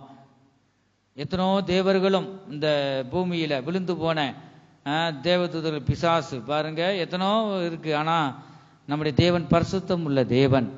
அவர் நீதியின் ராஜா. அவர் இந்த சிறியோரில் ஒருவரும் கெட்டு போவது தேவனுக்கு சித்தம் உள்ள. நம்மை கெட்டு போகாமல் காக்கும் நாமம், பாதுகாக்கும் நாமம் தான் இயேசுவின் நாமம். யோவான் எழுதின சுவிசேஷம் 3வது அதிகாரம் 5வது வசனத்துல நாம் பார்க்கின்றோம். இயேசு பிரயுத்தரமாக, ஒருவன் ஜலத்தினாலும், பிரயுத்தரமாகனா என்னது? மறுமொழியாக. ஒருவன் ஜலத்தினாலும் ஆவியினாலும், ஒருவன் ஜலத்தினாலும் ஆவியினாலும் பிறவாவிட்டால் தேவனுடைய ராஜ்யத்தில் பிரவேசிக்க மாட்டான் என்று, தேவனுடைய ராஜ்யத்தில் பிரவேசிக்க மாட்டான் என்று மெய்யாகவே மெய்யாகவே உண்மையாகவே உனக்கு சொல்லுகிறேன் என்று இயேசு கிறிஸ்து சொல்லுவதை நாம் பார்க்கின்றோம். ஜலத்தினாலும், ஜலம்னா என்னது? தண்ணீர். தண்ணீர் என்னடா ஜலத்தினாலும் பிறக்கணுமா சொல்லிட்டு நீங்களே தண்ணியில முங்கி எந்திரிச்சிடக்கூடாது. அநேகர் இப்ப தப்பா புரிஞ்சு கொண்டு அப்படிதான் இப்ப ஜலத்தினால பிறக்காட்டி போக முடியாதே, இப்ப தண்ணியில நம்ம மூழ்கி எந்திரிச்சிருவோம். அப்படி ஒருபோதும் செய்யக்கூடாது. கர்த்தருக்கு ஸ்தோத்திரம். ஞானஸ்தானம், தேவனை அவர் ஏற்றுக்கொள்ள வேண்டும். ஞானஸ்தானம் என்பது என்னது? தேவனுக்கு நமக்கும் உடன்படிக்கை. பாவத்துக்கு செத்து நீதிக்கு பிழைக்க வேண்டும். கர்த்தருக்கு ஸ்தோத்திரம். ஆகவே ஞான முறைப்படி அதை நம்ம செய்ய வேண்டும். பாவ அறிக்கை செய்து பழைய மனுஷன் பழைய சுபாவங்களை தள்ளிவிட்டு இந்த தண்ணீருக்குள்ள இறங்கி பாருங்க, அதுக்கு முறைப்படி இருக்கு. நீயே போய் தண்ணிக்குள்ள முங்கி எந்திரிச்சிடக்கூடாது. அதெல்லாம் ஞானஸ்தானத்துல சேராது. முறைப்படி இருக்கு. கர்த்தருக்கு ஸ்தோத்திரம். ஆகவே இந்த இடத்துல நாம் பார்க்கிறோம், ஒருவன் ஜலத்தினாலும் ஆவியினாலும் பிறவிட்டால் தேவனுடைய ராஜ்யத்தில் பிரவேசிக்க மாட்டான். அதனாலதான் ஒரு சிலர் ஞானஸ்தான சத்தியத்துக்கு நமக்கு ஒரு கிறிஸ்தவன், நாம் விசுவாசி, ஒண்ணு வேணாம், நம்ம விசுவாசின்னு ஒரு அடையாளம் என்ன? நாம் தேவனோடு உடன்படிக்கை பண்ணாதான். நம்ம பாட்டுக்கு போயிட்டு உடன்படிக்கை பண்ணாம இருந்தா அது அந்நியன் ஒருவனும் பங்கு இல்லை. எங்க பங்கு இல்லை? பரலோக ராஜ்யத்துல. ஆகவே ஞானஸ்தான சத்தியத்துக்கு நீங்க என்ன செய்யணும்? ஒப்பு கொடுக்கணும். அது மாத்திரமல்ல, நீங்க பழைய ஏற்பாடுல எடுத்து பார்த்தீங்கன்னா பேருகளை பார்க்கிறோம். அந்த பேர் பழைய மனுஷன். அதனாலதான் நீங்க அந்நிய நாமங்களை என் உதடுகளினால் உச்சரிக்கவும் மாட்டேன் தாவீது ராஜா சொல்றார். அவர் ராஜாங்க, நமக்கு ஒண்ணுமே இல்லை, சாப்பிட கூட வழி இல்லாம இருக்கிற கூரை வீட்டுல இருப்பாங்க. அதுகளுக்கு பார்த்தா எவ்வளவு அதிகாரம். கர்த்தருக்கு ஸ்தோத்திரம். கோடீஸ்வரன் கூட அவ்வளவு பெருமையா இருக்க மாட்டான் போல. அவன் கீழ்ப்படிவான். ஒன்றும் இல்லாத கழுதை தான் என்ன செய்யுது? தன்னை பாராட்டுது, ஒன்றும் இல்லை அந்த கழுதைக்கு சொல்ற அநேக இடங்களில் நீங்க பேசுனதை நீங்க பார்த்துருப்பீங்க. பாருங்க, வேத வசனம் அதான் சொல்லுது, தன்னை தாழ்த்தணும், தாழ்த்துகிறவனை தான் தேவன் உயர்த்துகிறார். கர்த்தருடைய பரிசுத்த நாமத்திற்கு மகிமை உண்டாகட்டும். அவர் கெட்டு போயிடக்கூடாதுன்னு தேவன் விரும்புகிறார். ஆகவே தன்னை தாழ்த்த வேண்டும் என்று நாம் பார்க்கிறோம். கர்த்தருக்கு ஸ்தோத்திரம். இந்த இடத்துல தேவன் நம்மோடு பேசுகிற வார்த்தைகள் என்ன? கர்த்தருக்கு ஸ்தோத்திரம். என் நாமத்துல எதை கேட்டாலும் தருவேன் என்று சொன்னாரே, அதை அவருடைய நாமத்தை விசுவாசித்து நாம் கேட்க வேண்டும். தன்னை தாழ்த்த வேண்டும். ஒவ்வொரு நாளும் நம் ஜெபத்துல தன்னை தாழ்த்த வேண்டும். பெருமை ஒருபோதும் நமக்குள்ள என்ன செஞ்சிடக்கூடாது, வரக்கூடாது. ஒவ்வொரு நாளும் தாழ்த்த வேண்டும். நீங்க ஆராய்ந்து நீங்க பார்க்க வேண்டும். கர்த்தருடைய பரிசுத்த நாமத்திற்கு மகிமை உண்டாகட்டும். விசுவாசித்து நாம் ஜெபிக்க வேணுங்க. ஒரு சில நேரங்கள்ல நாம் ஜெபம் பண்ணும் போது, ஏன் அநேகருக்கு ஆண்டவர் வாக்கு பண்ணியிருக்கிறார், அந்த தேவன் சொன்னதுல மாறுவாரா மாற மாட்டாரா சொல்லுங்க? மாற மாட்டார். விசுவாசித்து ஜெபம் பண்றவங்களுக்கு மாற மாட்டார். அநேக காரியங்கள்.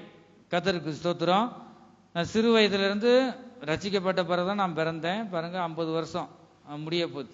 50 வருஷ காலம் சிறு வயதிலிருந்து அநேகரை பார்க்கும் போது கர்த்தருக்கு ஸ்தோத்திரம், ஆண்டவர் வாக்கு பண்ணியிருப்பார். அது ஏன் நிறைவேறல? அநேகர் பாருங்க வாக்கு தத்துவம் தந்திருப்பார், அநேகருக்கு அது நிறைவேறாது. அப்ப நிறைவேறலன்னா என்னது? சொன்ன தீர்க்கதரிசி சொன்ன பொய் தீர்க்கதரிசியா? இல்ல.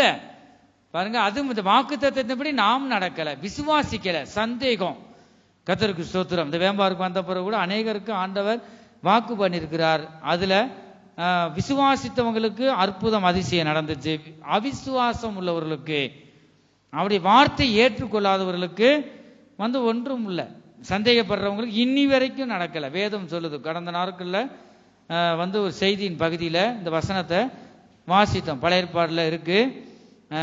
ஆண்டவருடைய வார்த்தைக்கு, அவர் கட்டளைக்கு கீழ்ப்படியாம நடந்தா, நான் உனக்கு சொன்னதுல நான் செய்யாமல் நான் மனம் மாறுவேன் சொன்னார். பாருங்க, இந்த வசனத்துல நாம் பார்க்கிறோம். உத்தமனுக்கு உத்தமராய் இருக்கிற தேவன். கர்த்தருக்கு ஸ்தோத்திரம். ஆகவே அவர் கட்டளையின்படி ஜீவிக்கணும். விசுவாசித்து, தேவன் எனக்கு சொல்லிட்டார், அவருடைய நாமத்தில் நான் கேட்டுட்டேன். ஒரு தடவை கேட்டுட்டேன்னு சொல்லிட்டு அடுத்து வராம இருக்கலாமா? வரணும். அதே ஆண்டவர் பாப்பாருங்க. கர்த்தருடைய பரிசுத்த நாமத்திற்கு மகிமை உண்டாகட்டும். ஆகவே நாம் தொடர்ந்து தேவ சமூகத்துல நாம் கேட்கும் போது கர்த்தர் பெரிய காரியங்களை செய்கிறார். நம் ஜீவியத்தை ஆராய்ந்து பார்க்கணும். ஏன் நடக்கல? நாம் நடக்கலைன்னா அவர் மனம் மாறுவார். கர்த்தருக்கு ஸ்தோத்திரம். அவர் நீ எதை கேட்டாலும் அவர் செய்வார் என்று நம்ம அறிஞ்சிட்டோம். அந்த விசுவாசம் உனக்குள்ள நிலைத்து இருக்கணும். சந்தேகத்தோடு இருந்து அது நடக்காது. அப்போஸ்தலர் நடபடிகள் 3வது அதிகாரம் 16வது வசனத்துல அவருடைய நாமத்தை பற்றும் விசுவாசத்தினாலே அவருடைய நாமமே நீங்கள் பார்த்து அறிந்திருக்கிற இவனை பலப்படுத்தினது. அவரால் உண்டாகிய விசுவாசமே உங்கள் எல்லாருக்கும் முன்பாக இந்த சர்வாங்க சுகத்தை இவனுக்கு கொடுத்தது. பாத்தீங்களா? கர்த்தருக்கு ஸ்தோத்திரம். பலப்படுத்தினது. நம்ம பலப்படுத்துகிற நாமம் இயேசு கிறிஸ்துவின் ஒரே நாமம். அது இயேசு கிறிஸ்துவின் நாமம் மட்டுமே. நம்ம பலப்படுத்தணும்னா வேற நாமம் ஒன்றும் பலப்படுத்த முடியாது. அப்படி வார்த்தையாகிய தேவன் இயேசு கிறிஸ்துவின் நாமமே ஒரு மனிதனை பலப்படுத்துகிறது. இந்த இடத்துல பாருங்க, பிச்சை சப்பானியா பிச்சை எடுத்துவேன். பேதுரும் யோவானும் ஆலயத்துக்குள்ளாக பிரவேசிக்கிறதுக்கு முன்பாக பிச்சை எடுக்கிற அவர்களை விசுவாசத்தோடு எந்த நாமத்தை சொன்னாங்க? இயேசு கிறிஸ்துவின் நாமத்தை சொல்லி எழுப்புனாங்க இல்லையா? அவங்க யாரு? நம்மள மாதிரி மனுஷர் தான். அப்ப நம்மளால எழுப்ப முடியாதா? எதையும் சாதிக்கலாங்க. இந்த விசுவாசம் உங்களுக்குள்ள இருக்கான்னு பாருங்க. விசுவாசத்தின் வார்த்தைகளை நீங்க சொல்லுங்க, நாவுனால் அறிக்கை செய்யுங்க. விசுவாசத்தின் வசனங்களையே நீங்க வாசிங்க. விசுவாசம் உங்களுக்குள்ள பெருகும். பேதுரும் யோவானும் நம்மள மாதிரி ஒரு சீசன் தான். கர்த்தருக்கு ஸ்தோத்திரம். மனிதர்கள் அவங்களால எப்படி முடிஞ்சு? விசுவாசம். இயேசுவின் நாமத்துல விசுவாசத்தை வச்சு இந்த சப்பானியை எழுந்திருக்க நல்ல ஒரு வாழ்க்கைய இயேசுவின் நாமத்தை சொல்லி வாழ்க்கை கொடுக்கறத நாம் பார்க்கிறோம். கர்த்தருக்கு ஸ்தோத்திரம். அவனை பலப்படுத்தினது. அவரால் உண்டாகிய விசுவாசமே உங்கள் எல்லோருக்கும் முன்பாக இந்த சர்வாங்க சுகத்தை இவனுக்கு கொடுத்தது. கர்த்தருக்கு ஸ்தோத்திரம். சர்வாங்க சுகம். சுகத்திலே பரிபூரண சுகம் இருக்கு. இப்போ கொஞ்சம் பரவாயில்ல. ஒரு சிலர் சொல்றத பார்த்தோம், அவங்க ஜெபம் பண்ணாங்க கொஞ்சம் பரவாயில்ல, நீங்க ஜெபம் பண்ணீங்க கொஞ்சம் பரவாயில்ல. இது சர்வாங்க சுகமா இல்ல. அந்த கர்த்தருக்கு ஸ்தோத்திரம். அவிசுவாசம் தான். அந்த அவிசுவாச நிமித்தம் தான் இப்படி இருக்கு. ஊசியும் மாத்திரையும் போட்டு, ஏன் மாத்திரை ஊசி போடக்கூடாது பொதுவா நம்ம ஏன் சொல்றோம்னா, விசுவாசத்துல ரொம்ப குறைவு உள்ளவங்க போறாங்க. கர்த்தருக்கு ஸ்தோத்திரம். பேர் விசுவாசின்னு வச்சுட்டு அடிக்கடி நம்ம ஊசி மாத்திரை ஏன் எடுக்கக்கூடாதுன்னு சொல்றோம்னா, நம்ம விசுவாசம் குறைஞ்சிரும். இந்த மாத்திரை மேல விசுவாசம் வச்சிருவோம். கரெக்ட், அந்த மாத்திரை எடுக்கணும் பாருங்க, அப்படி நம்ம பார்க்கிறோம். நம்ம விசுவாசம் உடையவர்களா இருக்கணும். அந்த பாஸ்டரு மாத்திரை எடுக்கிறார், இந்த விசுவாசி மாத்திரை எடுக்குது, அதை நம்ம ஒப்பிட்டு பார்க்க கூடாது. தேவன் உனக்கு கொடுத்த வல்லமை வேற. ஒவ்வொருத்துக்கும் ஒவ்வொரு விதமா ஆண்டவர் வல்லமையை தந்திருப்பார். ஒரு சிலருக்கு இந்த வியாதி அந்த ஆண்டவர், இந்த பேதுரு சொல்றார், முள்ளு மாறி குத்தும், அது ஒரு பிசாசின் தூதன் என்று 3 தரம் வேண்டிக் கொண்டாராம். யாரு? அப்போஸ்தலராகிய பவுல். என் கிருபை உனக்கு போதும் சொன்னார். அப்படி இருந்தா தான் நான் ஒன்னும் என்ன செய்வேன், வருவேன். இப்போ ஒரு சிலருக்கு என்னை விட்டு அந்த மகன் வெளியில போயிடக்கூடாது, சிச்சித்து நடத்துவார். ஒரு சிலதை தேவன் கட்டளையிட்டு தான், பிசாசு நேரடியா வர முடியாது பாருங்க. அது கடைசி வரைக்கும் நம்ம அழிவுக்கு நேரா போயிடக்கூடாது, கெட்டு போயிடக்கூடாதுன்னு சொல்லி ஒரு சிலருக்கு வியாதியை கொடுப்பார். ஆகவே அவரே இப்படி இருக்காரு, இந்த பாஸ்டரே இப்படி பலவீனமா வியாதியா இருக்கார், அப்படி நம்ம நினைச்சு பாவத்துக்குள்ளாக நம்ம தள்ளி போயிடக்கூடாது. நம்ம பரிசுத்த வேதாகமத்துல அப்படி இருக்கு அநேக பரிசுத்தவான்கள். கர்த்தருக்கு ஸ்தோத்திரம். ஒரு சில மரணத்துக்கு ஏதுவாக பாவத்துக்கு விரோதமாகவும் வியாதி இருக்கு அப்படி என்று நம்ம வாசிக்கிறோம். ஆகவே ஒரு சிலருக்கு அப்படி ஆண்டவர் அனுமதிக்கிறார், இல்லைன்னா பிடிக்கவே முடியாது, அவள் பிடிக்கவே முடியாது, தேவனை விட்டு வழி விலகி போயிருவாங்க. ஆண்டவர் ஒரு சில நேரங்கள் இப்படி சிச்சித்து என்ன செய்கிறார், ஆண்டவர் வழி நடத்துகிறார். ஆகவே எல்லாரும் அப்படி இருக்க முடியாது. பவுலை போல இந்த பூமியில ஒரு ஊழியக்காரன் கூட இதுவரைக்கும் நான் பார்த்ததில்லை. கர்த்தருக்கு ஸ்தோத்திரம். இயேசு கிறிஸ்து வல்லமை உள்ளவர். அதுக்கு அடுத்து பவுல், இயேசு கிறிஸ்துவின் அச்ச அடையாளங்களை என் சரீரத்திலே தரித்திருக்கிறேன். யாராகிலும் சொல்ல முடியுமா? எவ்வளவு உபத்திரவத்தின் வழியில வந்தார். நான் பட்ட கஷ்டம் சொல்லி முடியாது, எனக்கு மாதிரி கஷ்டம் வரக்கூடாது. ஒரு சிலர் சொல்றதை நீங்க பார்த்துருக்கீங்க. ஒரு கஷ்டமும் ஒரு அளவு கூட கஷ்டப்பட்டதில்லை. இந்த பவுல் எவ்வளவு கஷ்டப்பட்டார், ஒரு பேச்சை தாங்க முடியல. அவரு எத்தனை அடிக்கப்பட்டார். யாரு? பவுல். ஒரு அடிச்சா அவளை திருப்பி அடிச்சிருவோம் நம்ம பாருங்க. அந்த பவுலுக்கு இப்படி வந்துச்சு, அப்படி பவுலை ஒப்பிடக்கூடாது. அவர் எப்படி ஜீவித்தார் அது மாதிரி இருக்கு. உண்மையாக லஞ்சம் வாங்காம, எதுக்கு ஆசைப்படாம உண்மையாக ஜீவிக்கிற ஊழியர்களுக்கும் விசுவாசிகளுக்கும் ஒரு சிலது ஆண்டவர் ஒவ்வொரு விதமா இருக்கும், அப்படி அனுமதிச்சிருப்பார். ஆகவே அவங்க தப்பா நம்ம புரிந்து கொள்ளக்கூடாது. நீங்க செய்ய வேண்டியது அவர்களுக்காக நீங்க ஜெபம் பண்ணணும். கர்த்தருக்கு ஸ்தோத்திரம். சிந்தை அப்படி போயிடும். இப்ப சந்தேகப்படுகிற அந்த எண்ணங்கள் ஒரு மனிதனுக்குள்ள இருக்கும்போது இப்படிப்பட்ட அந்த பிசாசு என்ன செய்யும், கொண்டு நம்மளை சோர்வுபடுத்தும். கர்த்தர் ஒருவர் தான், ஒவ்வொருக்கும் வித்தியாசமா கிரியை செய்வார், வித்தியாசமா இருக்கும். ஆகவே நான் பேசுறேன்னா பீட்டர் பாஸ்டர் போல நான் பேசணும். நீ முயற்சி எடுத்தா அவ்வளவுதான், உனக்கு கொடுத்த கிருபை தானா விலகி போயிடும். உனக்கு கொடுத்த கிருபையின்படி நடக்க வேண்டும். இப்ப ஆண்டவர் எனக்கு கொடுத்த கிருபையின்படி தான் நான் பேசணும். கர்த்தருக்கு ஸ்தோத்திரம். ஒவ்வொரு விதம், இன்னைக்கு கிடைச்ச கிருபை நாளைக்கு இருக்காது, அன்னைக்கு புது கிருபையினால நிரப்புவார். வித்தியாசத்தை நம்ம பார்க்கலாம். ஆகவே மோகன்சி இந்த ஐயா மாதிரியும் ஒரு சிலர் பேசுகிறத நான் பார்த்துருக்கேன். கர்த்தருக்கு இப்படியும் ஒரு ஆள் இருக்கான்னு. அது எத்தனையோ சபை இருக்கு அவங்களுக்கு. நான் சொல்றது ஊழியக்காரன் பாருங்க, அப்படி இல்லை. ஆண்டவர் விரும்ப மாட்டார். நீ என்னவா அப்படி இரு, ஆண்டவர் உனக்கு கொடுத்த கிருபையின்படி நீ நடக்க வேண்டும். கர்த்தருக்கு ஸ்தோத்திரம். நீங்க பேசுற வார்த்தை கம்பீரமா இருக்கு, அது மாதிரி நான் முயற்சி பண்றேன், முடியல. உண்மையிலேயே என்கிட்ட ஒரு ஊழியர் சொன்ன வார்த்தை. கர்த்தருக்கு ஸ்தோத்திரம். ஆகவே அதுக்கு முயற்சி பண்ணக்கூடாது. நீ என்னவா இருக்கிறையோ, தேவன் உனக்கு கொடுத்த கிருபையோ, அது அந்த எல்லையை தாண்டக்கூடாது. கர்த்தருக்கு ஸ்தோத்திரம். அதுல இருந்தா தான் நல்லதுங்க. ஆகவே நாம் இந்த நாட்கள்ல சாக்கிரதையாக நாம் காணப்பட வேண்டும். இந்த இடத்துல சர்வாங்க சுகனா அதுதான். ஊசி மாத்திரையை போட்டு பரவாயில்ல, இப்ப ஆண்டவர் சாட்சி சொல்றத அநேக இடங்கள்ல, ஆனா வேம்பார்ல இங்க வந்தப்பறம் இப்படி சாட்சியை நான் கேட்கல. அநேக இடங்கள்ல அப்படி நான் கேட்டிருக்கேன்.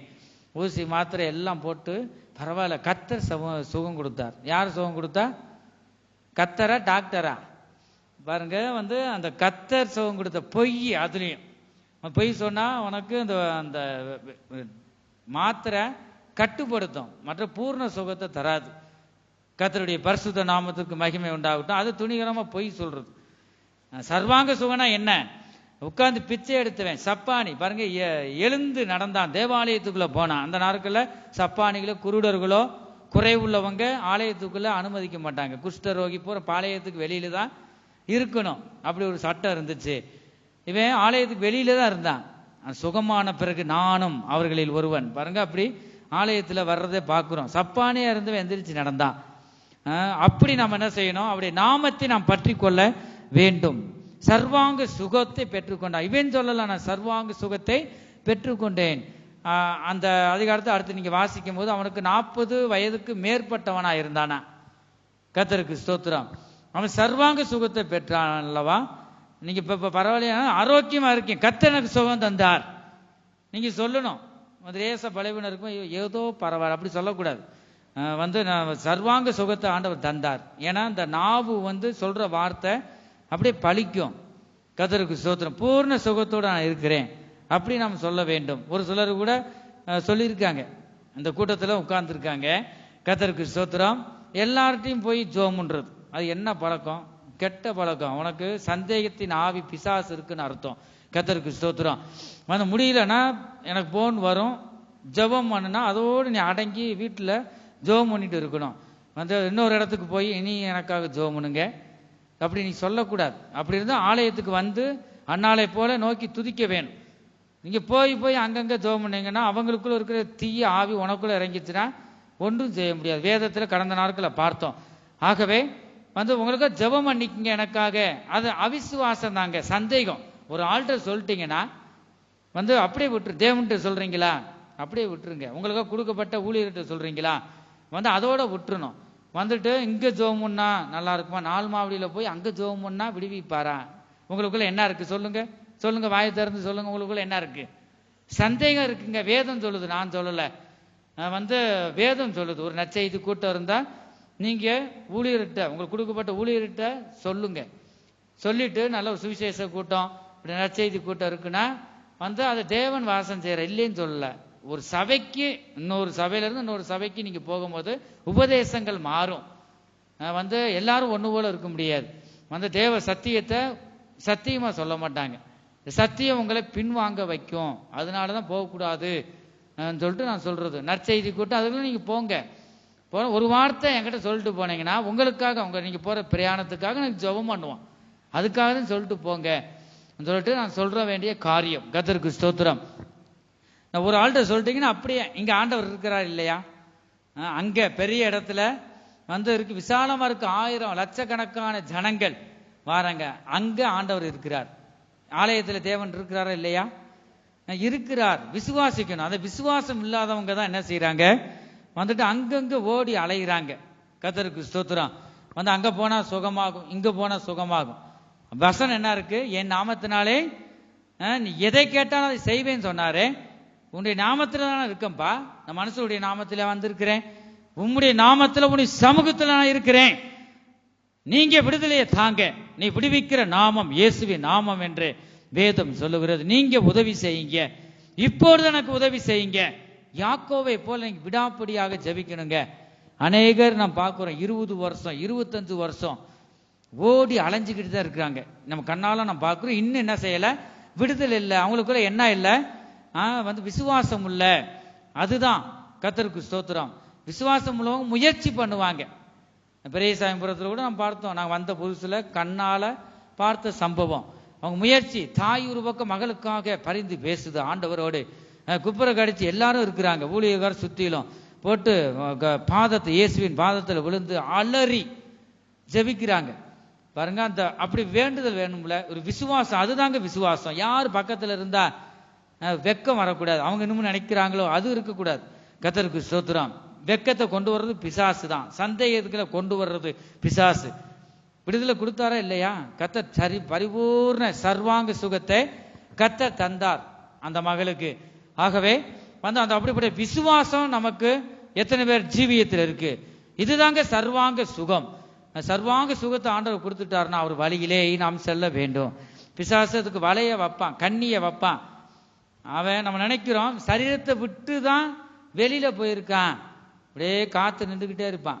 பாருங்க, வெளியில தான் எப்போதும் நான் நிற்கிறேன், என் வலையை போடுவான், கண்ணியை வைப்பான், இது உனக்கு ரொம்பவும் பிடிக்கும், சரி சொல்லிட்டு அந்த அதை நமக்கு எது பலவீனமா இருக்கிறோமோ, எதில் நம்ம வீக்கா இருக்கோமோ அந்த பார்த்து பிசாசு என்ன செய்யறான், வலையை வச்சு வலையில விழுந்தா என்னதான் ஆகும், வலைக்குள்ள விழுந்து வர முடிய இழுத்துருவான். மீனை வலையை போட்டு மீனை பிடிக்கிற மாதிரி கர்த்தருக்கு ஸ்தோத்திரம், பிசாசு இந்த வலையை போட்டு உங்க இருதயத்துக்குள்ள உட்கார்ந்துருவான். அதனாலதான் நீங்க எதுல நீங்க பலவீனமா இருக்கிறீங்களோ, வாலிப பிள்ளைகளும் சரி, ரட்சிக்கப்பட்ட ஒவ்வொருவரும் நம்ம நினைக்கிறோம் பல்லு போன கிளவி, அதுக்கு ஒன்றும் இல்லைன்னு நினைக்கிறோம். அதுக்கு தான் அதிக ஆசைகளும் அதிக விருப்பங்களும் இருக்கும், எதுலயும் அடிமையா இருக்கும்.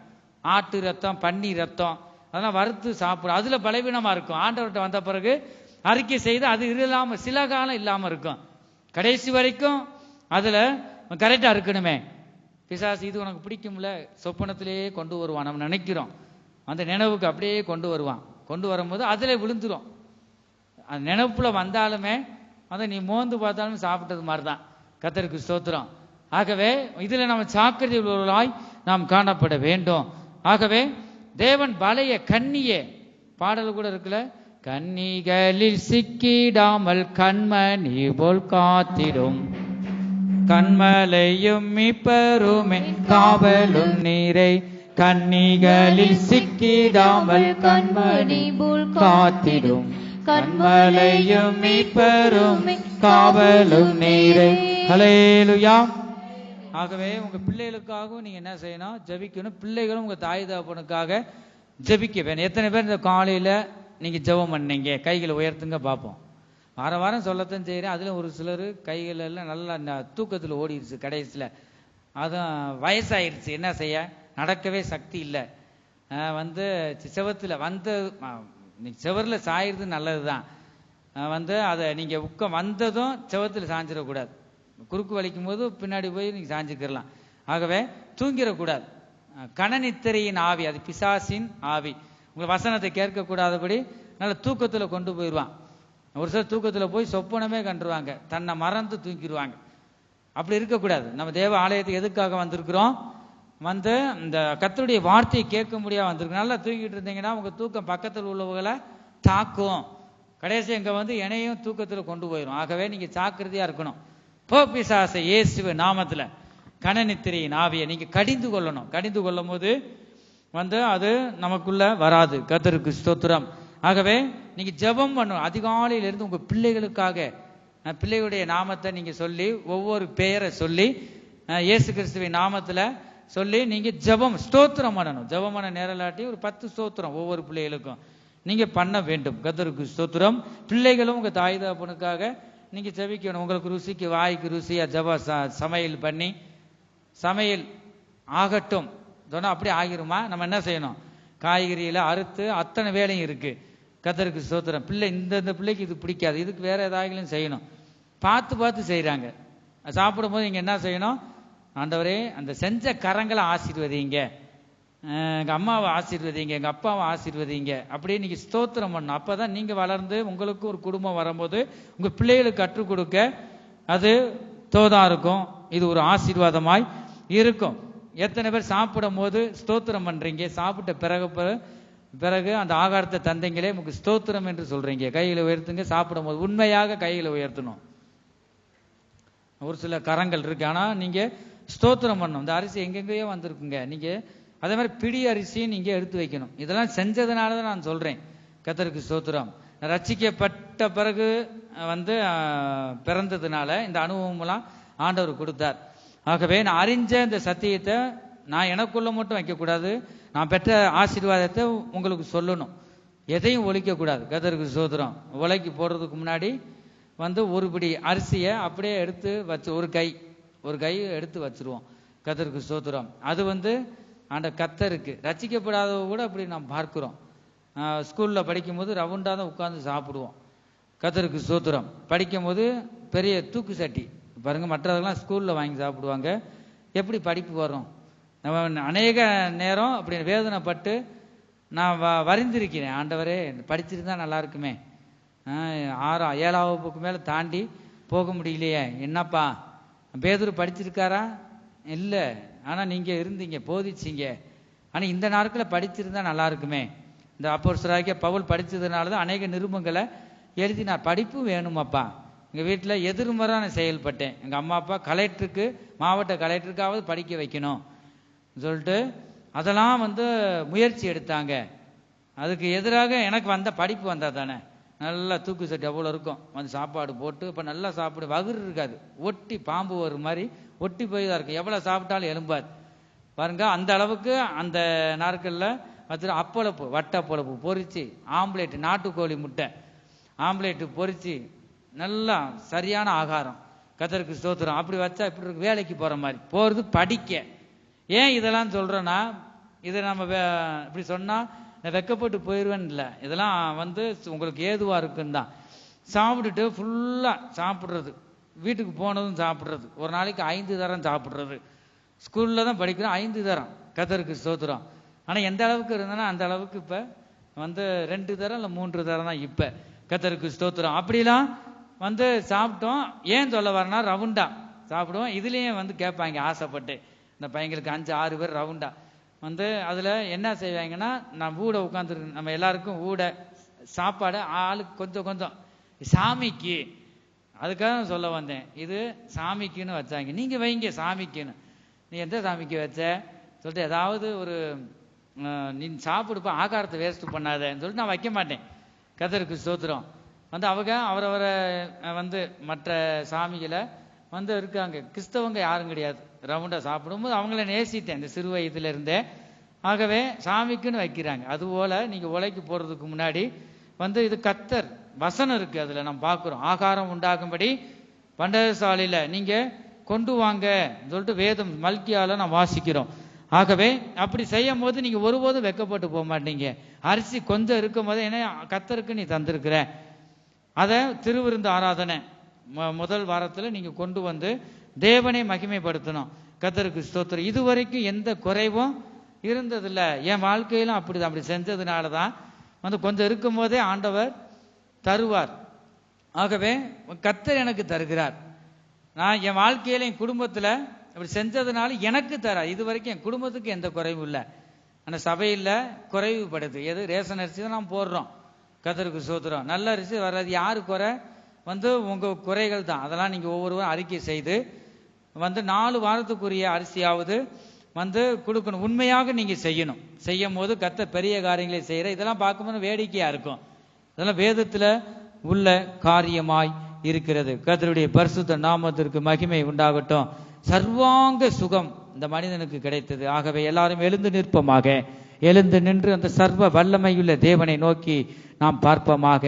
ஆண்டவரே, என் நாமத்தினாலே எதை கேட்டாலும் அதை நான் செய்வேன் என்று நீங்க தானே சொன்னீங்க. நான் விசுவாசித்து உம்முடைய நாமத்தின் மேல் முதலாவது நம்பிக்கை நான் வைத்து நீங்க எனக்கு சொன்ன வார்த்தையை நான் விசுவாசித்து நான் கேட்கிறேன். நீங்க எனக்கு உதவி செய்யுங்க என்று நீ சொல்லுவாயா? கர்த்தர் நமக்கு உதவி செய்ய வல்லமையுள்ளவர். ஹல்லேலூயா. சோதிக்கப்படுவர்களுக்கு அவர் உதவி செய்ய வல்லமையுள்ளவராய் இருக்கிறார். அவருடைய நாமத்தில் நீ இருக்கிறோம். பெரிய ஒரு அதிசயத்தை இப்ப பார்க்க போறீங்க. ஹல்லேலூயா. ஒவ்வொருவரும் கண்களை மூடுவோமாக. இயேசு கிறிஸ்துவின் நாமத்தில், அதிகாரமுள்ள நாமத்தில் நாம் அவருடைய வார்த்தையை எவ்வளவு நேரம் நாம் கேட்டுக்கொண்டிருந்தோம். நீ பெற்றுக்கொள், அவருடைய நன்மையை நீ பெற்றுக்கொள். அவருடைய நாமத்தில் எதை எதை நீ கேட்டையோ அவருடைய சித்தத்தின்படி அவர் உனக்கு தர வல்லமையுள்ள தேவனாய் இருக்கிறார். அவரை நோக்கி நீ கூப்பிடு. ஹல்லேலூயா. உனக்கு இருதயத்தில் விசுவாசம் இருக்குமானால் இப்பொழுது சத்தத்தை உயர்த்தி நீ காணப்படுவாய். உயர்த்தி கர்த்தரை நோக்கி நீ கூப்பிடுவாய். உன் விசுவாசம் எங்கே? உனக்குள்ள சந்தேகங்கள் இருக்கிறதா? அவிசுவாசம் நீங்கும்படி எனக்கு உதவி செய்யுங்க என்ற கர்த்தரை நோக்கி நீ கூப்பிடு. உனக்கு கர்த்தர் உதவி செய்ய வல்லமை உள்ளவர். என் நாமத்தில், இயேசுவின் நாமத்தில் நீ கூடி வந்திருக்கிறாய். என்னையே நம்பி நீ வந்திருக்கிறாய். நான் உனக்கு செய்ய நான் வல்லமை உள்ள தேவனாய் இருக்கிறேன் என்று அவர் பேசுகிறார். இயேசுவின் நாமம் அதிகாரம் உள்ள நாமம். இயேசுவின் நாமம் விடுவிக்கிற நாமம். உன்னை விடுவித்து உனக்கு இரட்டிப்பான நன்மையை தருகிற நாமம். முக்கியமான நேரத்தில் நாம் வந்திருக்கிறோம். கேட்ட வசனத்துக்கு நீ கீழ்ப்படி, கேட்ட வசனங்களுக்கு நீ கீழ்ப்படிவாயாக. அப்படியே உன் ஆவி ஆத்மா சரீரத்தை ஜீவ பலியாக நீ ஒப்புக்கொடு. என் நாமத்தினாலே நீங்கள் எதை கேட்டாலும் அதை நான் செய்வேன் என்று நீங்க சொல்லியிருக்கீங்க. அப்பா, எனக்கு செய்யுங்க, எனக்கு உதவி செய்யுங்க. உம்முடைய நாமத்தில் எதேதோ நான் கேட்டேனே, நான் துன்பத்தில் நான் காணப்படுகிறேன், இதுல இருந்து என்னை விடுவியுங்க. என் குடும்பத்தில் இருக்கிற ஆண்டவரை இவர்களை விடுவியுங்க. எந்த மனுஷனை பிரகாசிப்பிக்க செய்யும் மெய்யான ஒளியா இருக்கீங்க நீ சொல்லியிருக்கீங்க. இதை செய்யுங்க. இயேசு கிறிஸ்துவின் அதிகாரம் உள்ள நாமத்தில் நான் கேட்கிறேன்.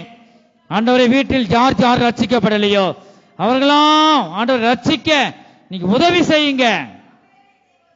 நீங்க தானப்பா சொன்னீங்க, கர்த்தராகிய இயேசு கிறிஸ்துவை விசுவாசி, அப்பொழுது நீயும் வீட்டாரும் ரட்சிக்கப்படுவீன்னு சொன்னீங்களே. ஆண்டவரே ஸ்தோத்திரம், நீங்க உதவி செய்யுங்க என்று நீ சொல்லுவாயா? ஷகல்லக்கத்துடா, கேட்கிறவங்களுக்கு கர்த்தர் தருகிறார். கேளுங்கள், அப்பொழுது உங்களுக்கு கொடுக்கப்படும். வாயை விரிவாய் தர, அப்பொழுது நன்மையினாலும் பரிசுத்தாவியினாலும் இரட்டிப்பான நன்மையினாலும் நிரப்ப வல்லமையுள்ளவர்.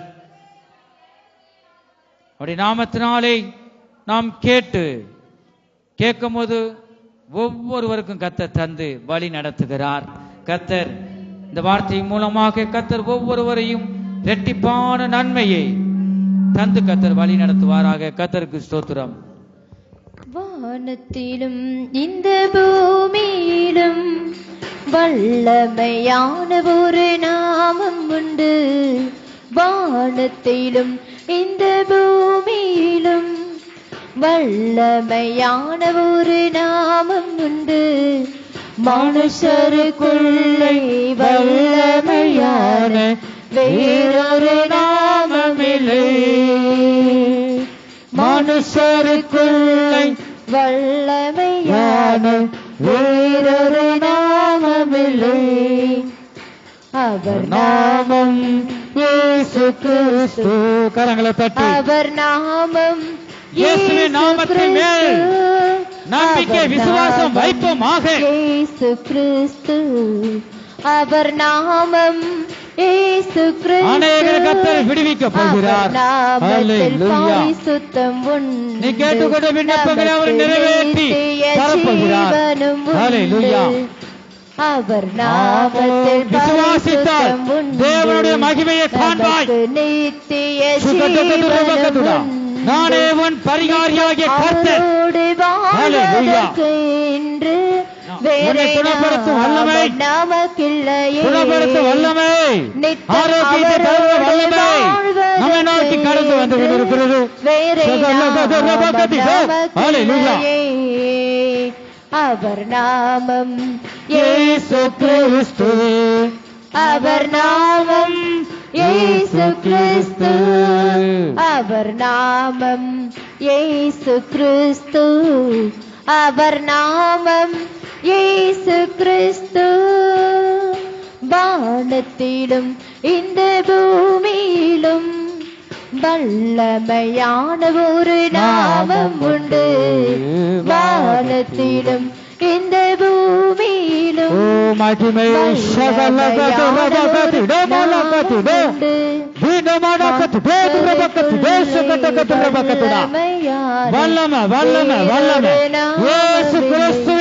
அதிகாரமுள்ள நாமத்திலே ஆண்டவரே இயேசுவே ஒவ்வொரு ஜீவியத்திலும் குடும்பத்திலும் அற்புதங்களும் அதிசயங்களும் ஆண்டவர் நடப்பதாக. உண்மையுள்ள நாமம் இயேசுவின் நாமம், நம்மை கைவிடாத நாமம் இயேசுவின் நாமம், அதிசயங்களை செய்கிற நாமம் இயேசுவின் நாமம். ஹல்லேலூயா. வேறொரு நாமமில்லை. மனுஷருக்குள்ளே வல்லமையான வேறொரு நாமமில்லை. மனுஷருக்குள்ளே வல்லமையான வேறொரு நாமமில்லை. மனுஷருக்குள்ளே வல்லமையான வேறொரு நாமமில்லை. மனுஷருக்குள்ளே சகல கதிரவல கதிர வேறொரு நாமமில்லை மனுஷருக்குள்ளே வல்லமையான வேறொரு நாமமில்லை சகல கதிரவல கதிரோதுரவ கதுடா. ஹல்லேலூயா ஹல்லேலூயா ஹல்லேலூயா ஹல்லேலூயா. ஆமென். அப்படி சமூகத்தில் நாம் வந்தபடியினால நாம் ஒவ்வொருவரையும் இந்த இயேசு கிறிஸ்துவின் அதிகாரமுள்ள நாமத்தில் நாம் கூடி வந்தபடியினால கர்த்தர் இரட்டிப்பான விசுவாசத்தையும் கர்த்தர் தந்து நாம் கேட்டுக்கொண்ட எல்லா காரியங்களும் அவருடைய சித்தத்தின்படி கர்த்தர் நமக்கு தந்தபடியால் நாம் விசுவாசித்து கரங்களை தட்டி கர்த்தரை ஸ்தோத்திரிப்போம்.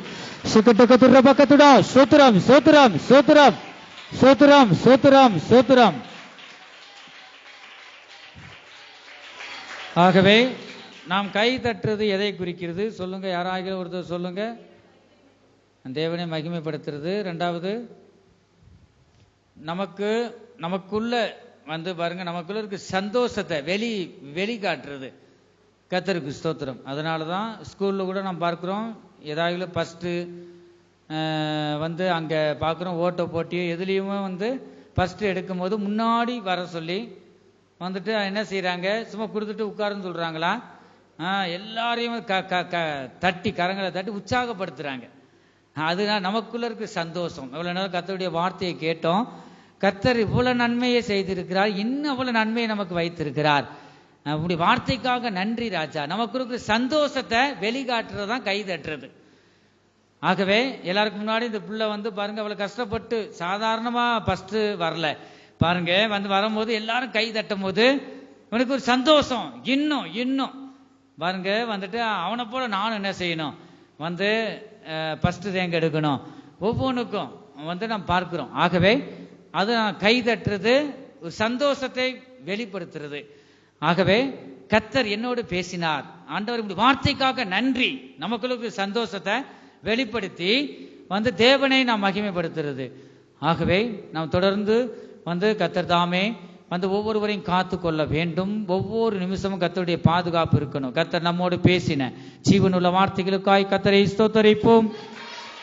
ஸ்தோத்திரம் ஸ்தோத்திரம் ஸ்தோத்திரம் ஸ்தோத்திரம் ஸ்தோத்திரம் ஸ்தோத்திரம் ஸ்தோத்திரம் ஸ்தோத்திரம் ஸ்தோத்திரம் ஸ்தோத்திரம் ஸ்தோத்திரம். எல்லா துதி கனம் மகிமையும் பிதா குமாரன் பரிசுத்த ஆவியானவருக்கே கொடுத்து கர்த்தரை ஸ்தோத்திரிப்போம். ஸ்தோத்திரம் ஸ்தோத்திரம் ஸ்தோத்திரம் ஸ்தோத்திரம் ஸ்தோத்திரம். எங்கள் அன்பின் இயேசுவே, நாங்கள் நம்மை துதிக்கிறோம், ஸ்தோத்திரிக்கிறோம். அப்பா கர்த்தாவே, ஆரம்பம் முதல் முடிவு வரை இந்த பரிசுத்த ஆராதனையை ஆண்டவரே ஸ்தோத்திரம்.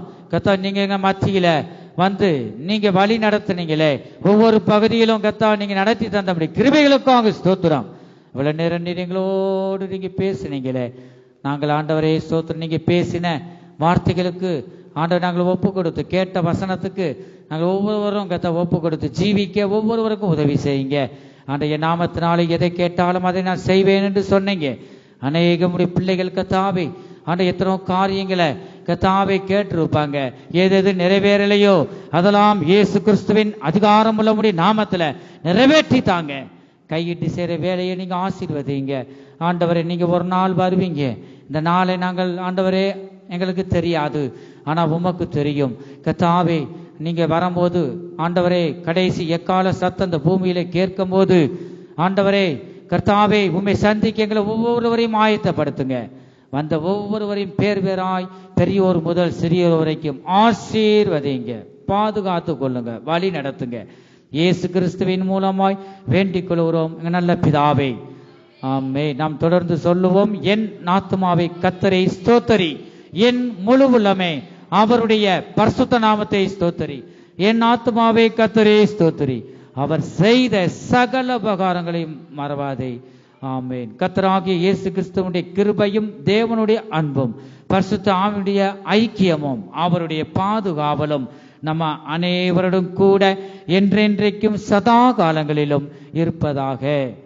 ஆமென். ஹல்லேலூயா, ஹல்லேலூயா, ஹல்லேலூயா.